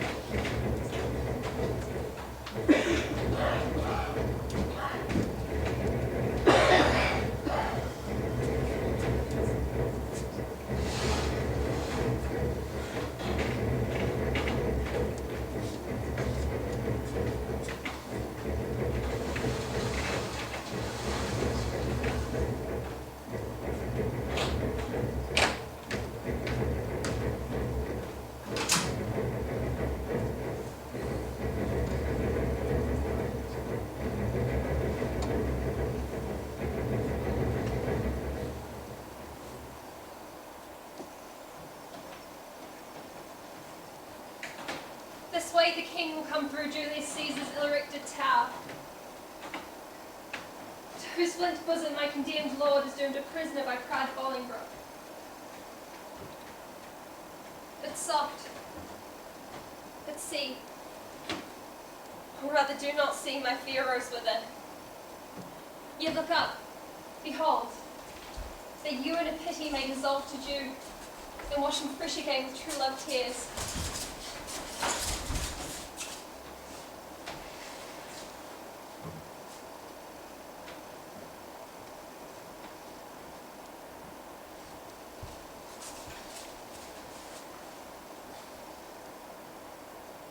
Join up with grief. Learn, good soul, that in our former state hath been dream. Hie thee to France, and cloister thee in some religious house. Our holy lives must win a new world crown, which our profane hours here have stricken down. What? Is my Richard both in shape and mind transformed and weakened? Hath Bolingbroke deposed thine intellect? Hath he been in thy heart? The lion dying thrusteth forth his paw and wounds the earth, if nothing else with rage to be overpowered. Wilt thou, which art a lion and a king of beasts, pupil-like, take thy correction mildly, kiss the rod and fawn on rage with base humility? A king of beasts indeed. If aught but beasts, I still would have been a happy king of men. Hence thee for France, and in winter's tedious nights, sit by the fire, and let good old folks tell thee tales of woeful ages long ago betide. And whence thee for bed, to quit their griefs, tell thou the lamentable tale of me, and send the heroes weeping to their beds. My lord, you must straight to the tower, and madam, there is order made for you. With all swift speed, you must away to France. Doubly divorced?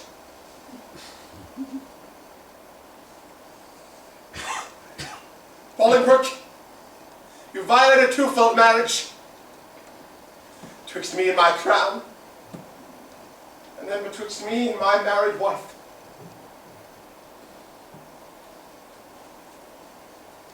Let me unkiss the oath I made to thee.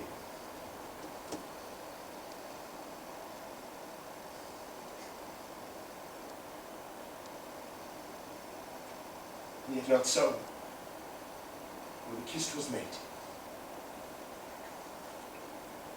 Part us, Northumberland. I to my prison, where cold and sickness pines the clime. My wife to France.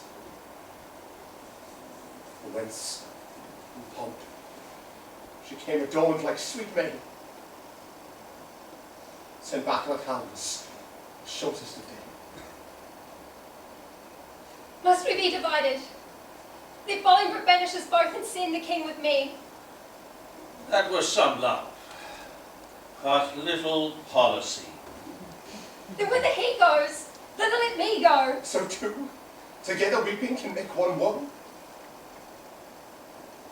Weep thou for me in France, I for thee here. Better far off than near, be nearer than near. Go. Count thy way with sighs, I mine with groans. The longest way shall have the longest moans.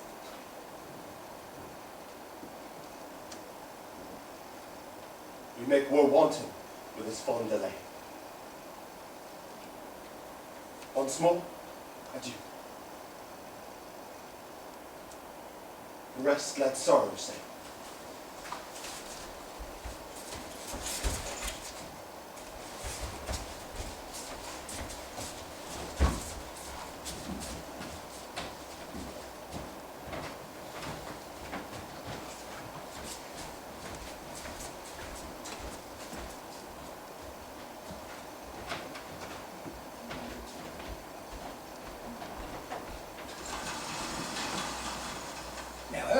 Seized the wasteful king. Oh, what a pity it is that he had not so trimmed and dressed his lands as I my garden. I at this time of year do wound the bark, the skin of the fruit trees, lest being overproud with sap and blood, with too much riches, it confound itself.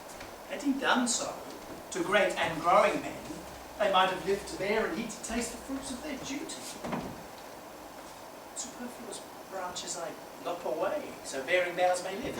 Had he done so, himself had worn the crown, which waste of idle hours is quite thrown down. My lord, you told me you would tell the rest, when weeping made you break the story off, of our two cousins coming into London. Where did I leave? That sad stop, my lord, where rude, misgoverned hands from windows' tops threw dust and rubbish on King Richard's head.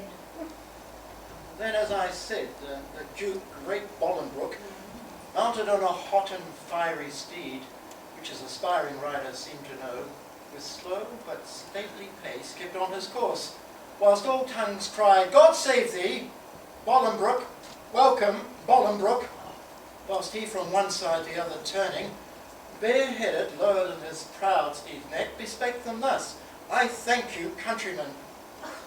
Alas, poor Richard, where rode he the whilst? As in a theatre, the eyes of men after a well-graced actor has left the stage are idly bent on him who enters next, thinking his prattle to be tedious. Even so, with much more contempt, men's eyes did scowl on gentle Richard. No man cried, God save him, no joyful tongue gave him his welcome home, but dust was thrown on his sacred head, which with such gentle sorrow he shook off. But heaven hath a hand in these events, to whose high will we bound our calm contents. To Bolingbroke are we sworn subjects now, whose honour and state eye for eye allow. Aumerle! Aumerle that was, but that is no more for being Richard's friend. And mother, you must call me Rutland now. Even only as Rutland you are welcome. You were the violets now that strew the green lap of the new-come spring. Madam, I know not, nor do I greatly care not. Well, bear you well in this new spring of time, lest you be cropped before you come to prime. What paper is that? Hey, lookest thou pale? Let me see the writing. It is nothing, father. Oh, no matter then who see it, I will be satisfied. Let me see it. It is a matter of small consequence, which for some reasons I would not have seen. Which for some reason, sir, I mean to see. I fear. Why, what shouldst thou fear? Boy, let me see the writing. I may not show it. I will be satisfied. Let me see it.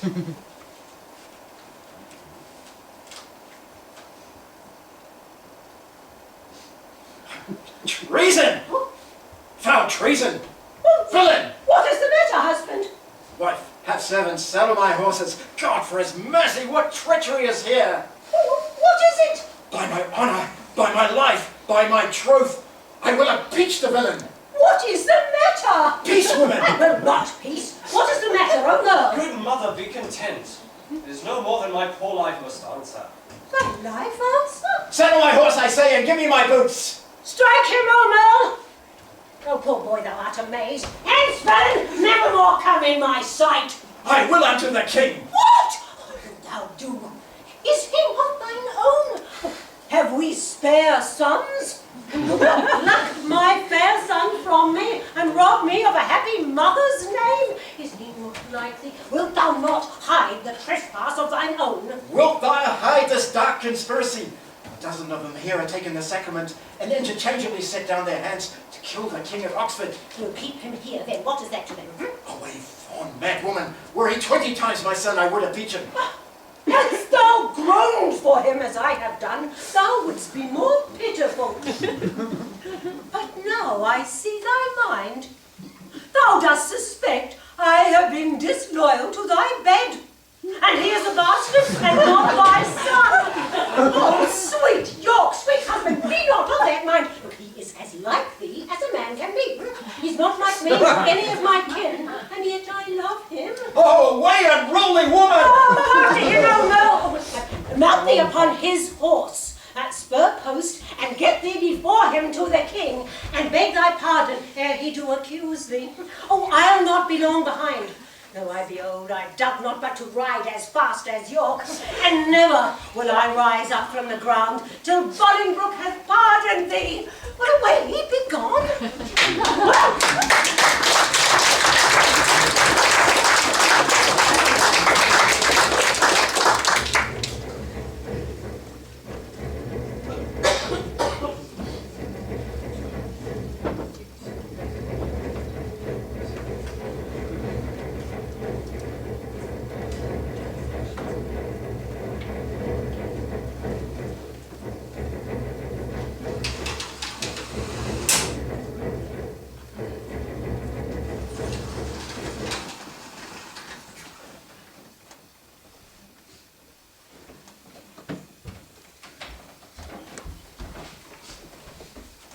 Rutland, what means our cousin that he looks and stares so wildly? God save your grace. I do beseech your majesty to have some conference with your grace. Alone. Withdraw, my lord.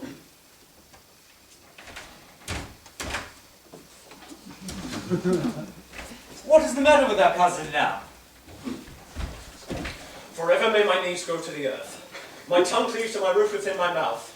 Unless a pardon ere I rise or speak. Intended or committed was this fault?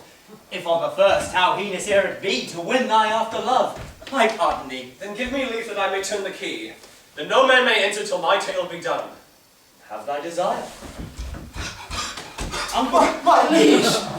Beware, look to thyself, as thou hast a traitor in thy presence there. Recover breath, speak, tell us how near is danger that we may arm ourselves to encounter it.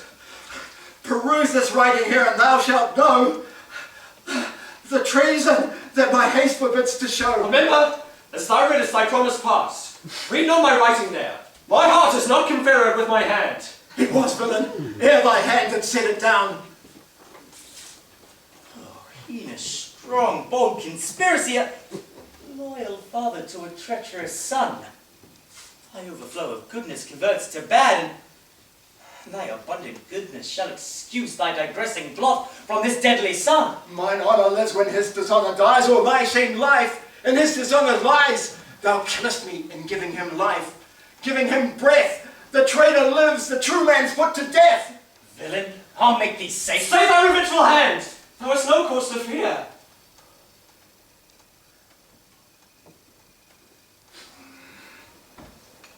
Very well.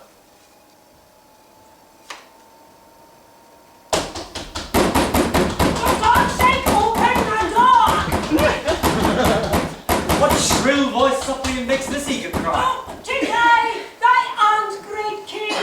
Oh, speak to me, pity me. Open this door! A beggar begs that never begged before. It would seem our scene is altered from a serious thing and changed now to the beggar and the king. Dangerous cousin, let your mother in. If thou do pardon whosoever pray, more sins for this forgiveness made. This festive joint cut off the rest resound. This left alone will all the rest confound. Oh, king, heed not that hard-hearted man. Love loving not itself, none other can. Thou frantic woman, what dost thou do here? Shall thy old dugs once more a traitor rear? Sweet York, be patient. Hear me, gentle liege. Rise, my aunt. Not yet. I thee beseech. Forever will I walk upon my knees, and never see day that the happy sees, until thou give joy, until thou bid me joy, by pardoning Rutland, my transgressing boy. Unto my mother's prayers I bend my knee. Against them both my true joints bended be. Ill mayest thou thrive, if thou grant any grace. Pleads he in earnest? Oh, look upon his face. His eyes do drop no tears. His prayers are in jest. Now, his words come from his mouth, ours from our breast. He prays but faintly, and would be denied. We pray with heart and soul and all beside. Oh, his prayers are full of false hypocrisy. Ours are true zeal and deep integrity. Our prayers do outpray his. Then let them have that mercy which true prayer ought to have. Good aunt, stand up. Eh? Do not say stand up. Say pardon first, afterwards stand up. And if I were thy nurse, thy tongue to teach, pardon would be the first word.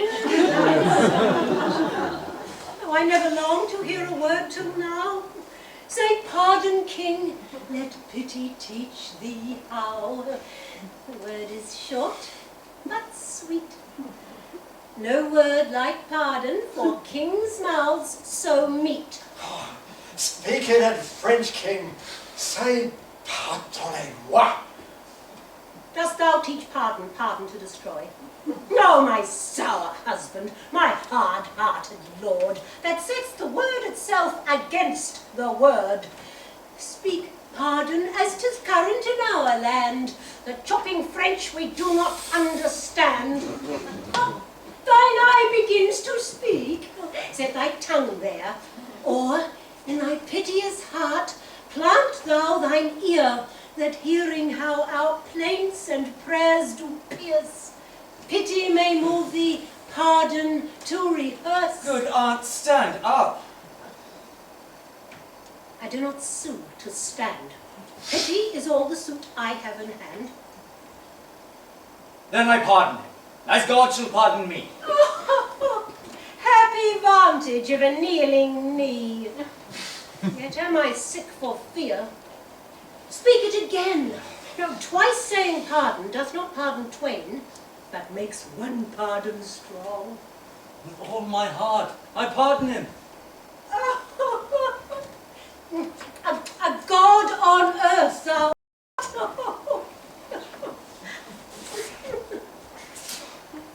But as for that traitor Bishop of Carlisle and the rest of the consorted crew, destruction shall dog them at the heels.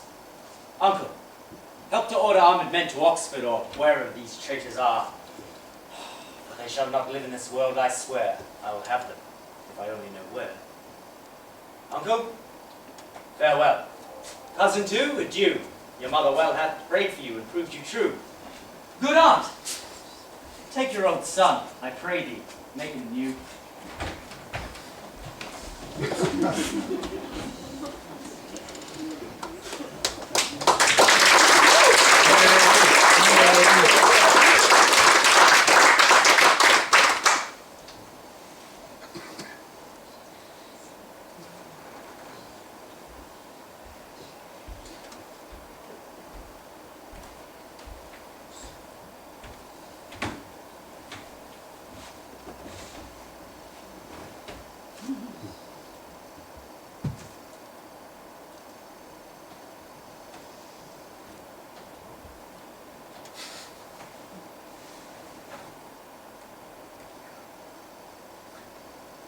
At the news of the rebellion to restore Richard, all did mark the king and what words he spake. Have I no friend will rid me of this living fear? Tell me, was it not so? Yes. Yes, those were his very words. Have I no friend? Quoth he. He spake it twice and urged it twice together, and in doing so, did he not look close on one more than the others? Yes, he did. Yes, as if to say, I would thou wert the man that would divorce this terror from my heart, meaning the previous king now in prison, and he, to be a new king's true friend, might rid him of this foe, and thus, in lowly station, once more to greatness go.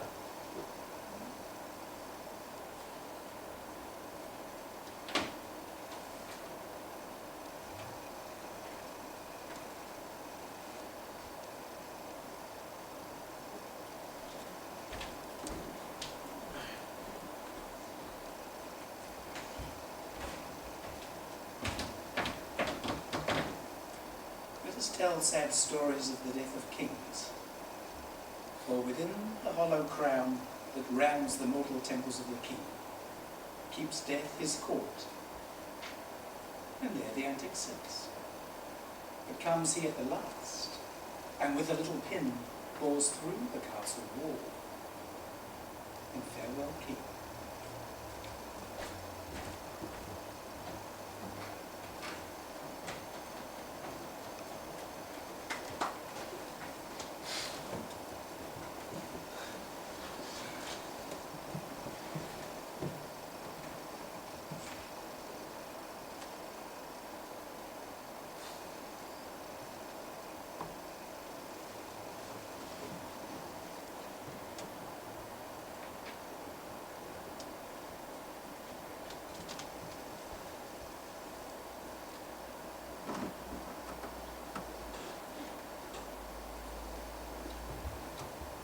I have been studying how I may compare this prison where I live unto the world.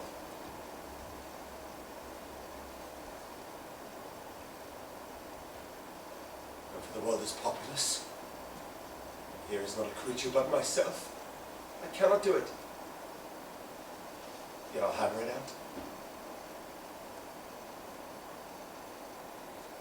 My brain I'll prove the female to my soul. My soul the father. These two beget. A new generation of still breeding thoughts. These thoughts people this little world, inhumous like the people of this world.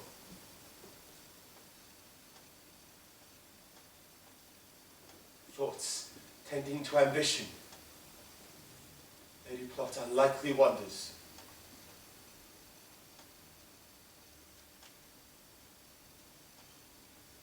For these weak, vain nails might tear a passage through the flinty ribs of this hard world. Like cold prison walls. For they cannot die in their pride.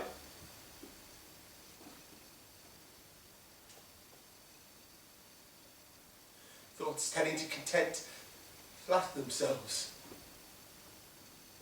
that they are not the first to fortune's slaves, nor shall be the last. Like silly beggars who sitting in the stocks refuge their shame. Many have, and others must sit there. And in this thought they find a kind of ease,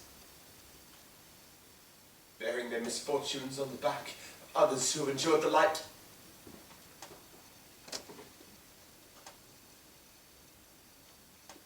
Thus play I in one person, many people, and none contented.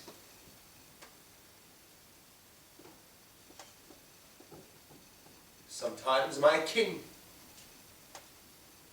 Then treasons make me wish myself a beggar, and so I am. Then crushing penury persuades me I was better when a king, and so I'm kinged again. And by think that I am unkinged by Bolingbroke. Straight and nothing.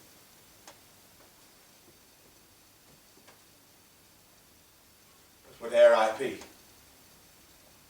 nor I, nor any man that is, shall be pleased till he be eased with being nothing.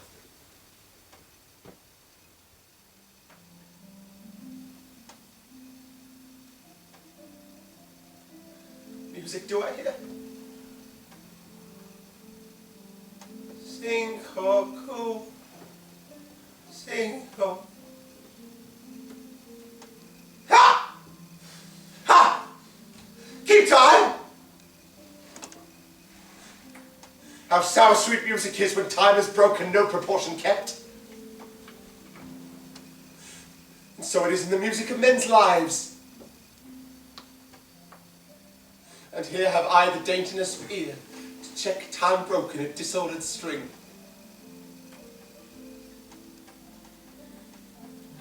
I wasted time, and now time doth waste me.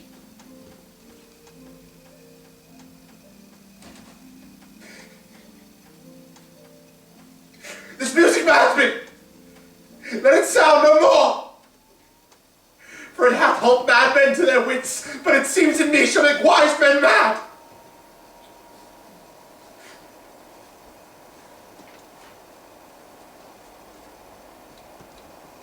Yet blessings on him that gives it me.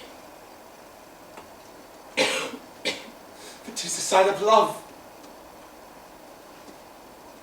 A love to Richard is a strange brooch in this all-hating world.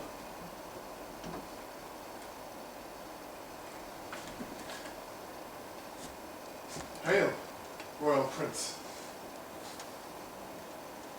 What art thou? And how comest thou hither? No man comes except that sad dog that brings me food to make misfortune live. I was a poor groom of thy stable, king, when thou wert king, who with much ado, at great length, have gotten leave to look upon my sometimes royal master's face. Oh, how it yearned my heart when I beheld in London streets at Coronation Day when Bolingbroke rode on roan Barbary. That horse that thou so often hast bestrid. That horse that I so carefully have dressed. Rode he on Barbary?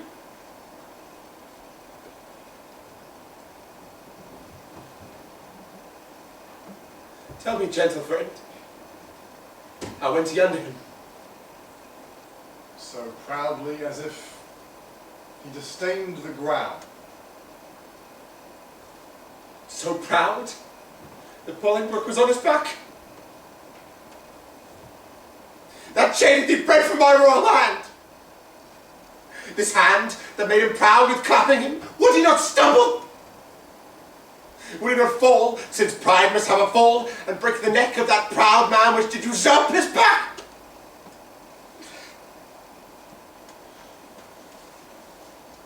Forgiveness, Holmes.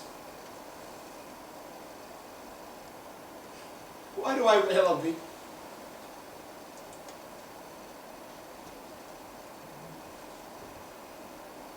'Tis thou, created to be awed by man, was born to bear.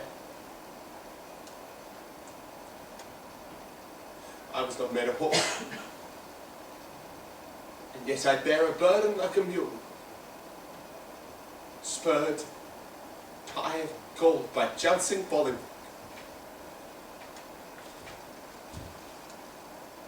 Fellow, give place. Here is no longer stay. How now? If thou love me, 'tis time thou went away. What my tongue dares not, that my heart shall say.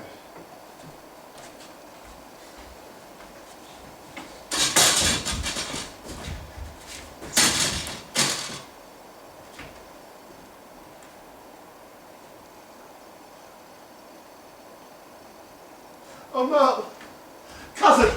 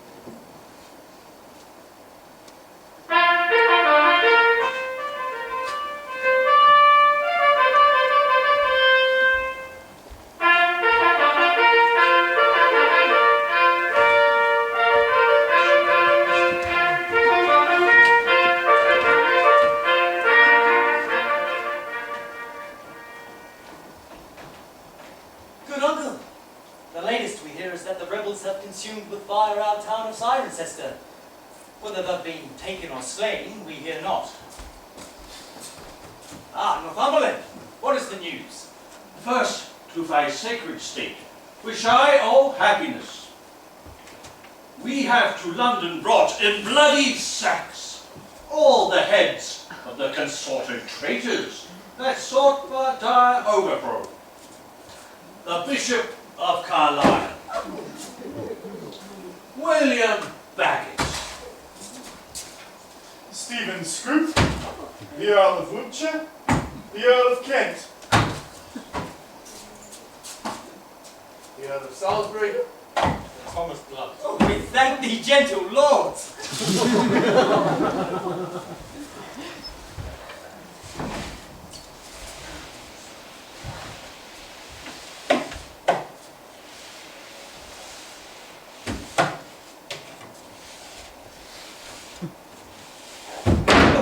Cousin, what means this coffin? Another rebel enemy fit to bury? Happy day! Great King, within this coffin I present thy buried fear. Herein all breathless lies the mightiest of thy greatest of enemies, Richard of Bordeaux.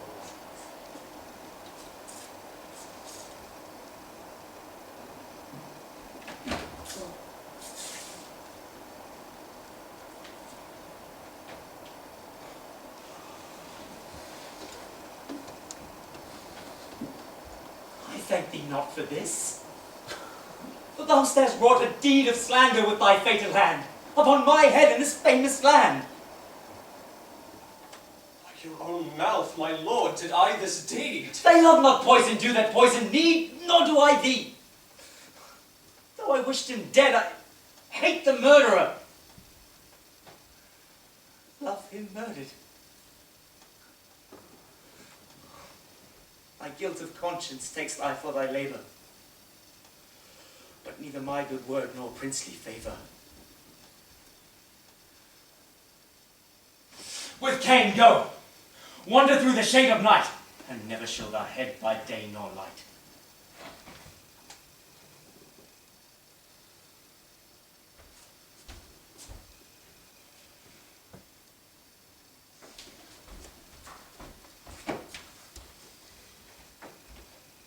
My lords, I protest, my heart is full of woe. That blood shall sprinkle me to make me grow.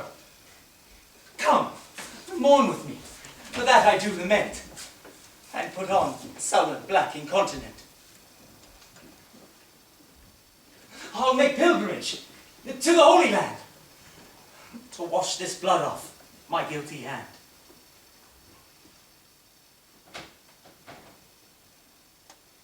When I do count the clock that tells the time, and see brave day sunk in hideous night, when I behold the violet past prime, and sable curls all silvered o'er with white, when lofty trees I see barren of leaves, which erst from heat did canopy the herd, when summer's green all girded up in sheaves, and borne on the bier with a white and bristly beard, then of thy beauty do I question make, that thou amongst the wastes of time must go, since sweets and beauties do themselves forsake, and die as fast as they see others grow.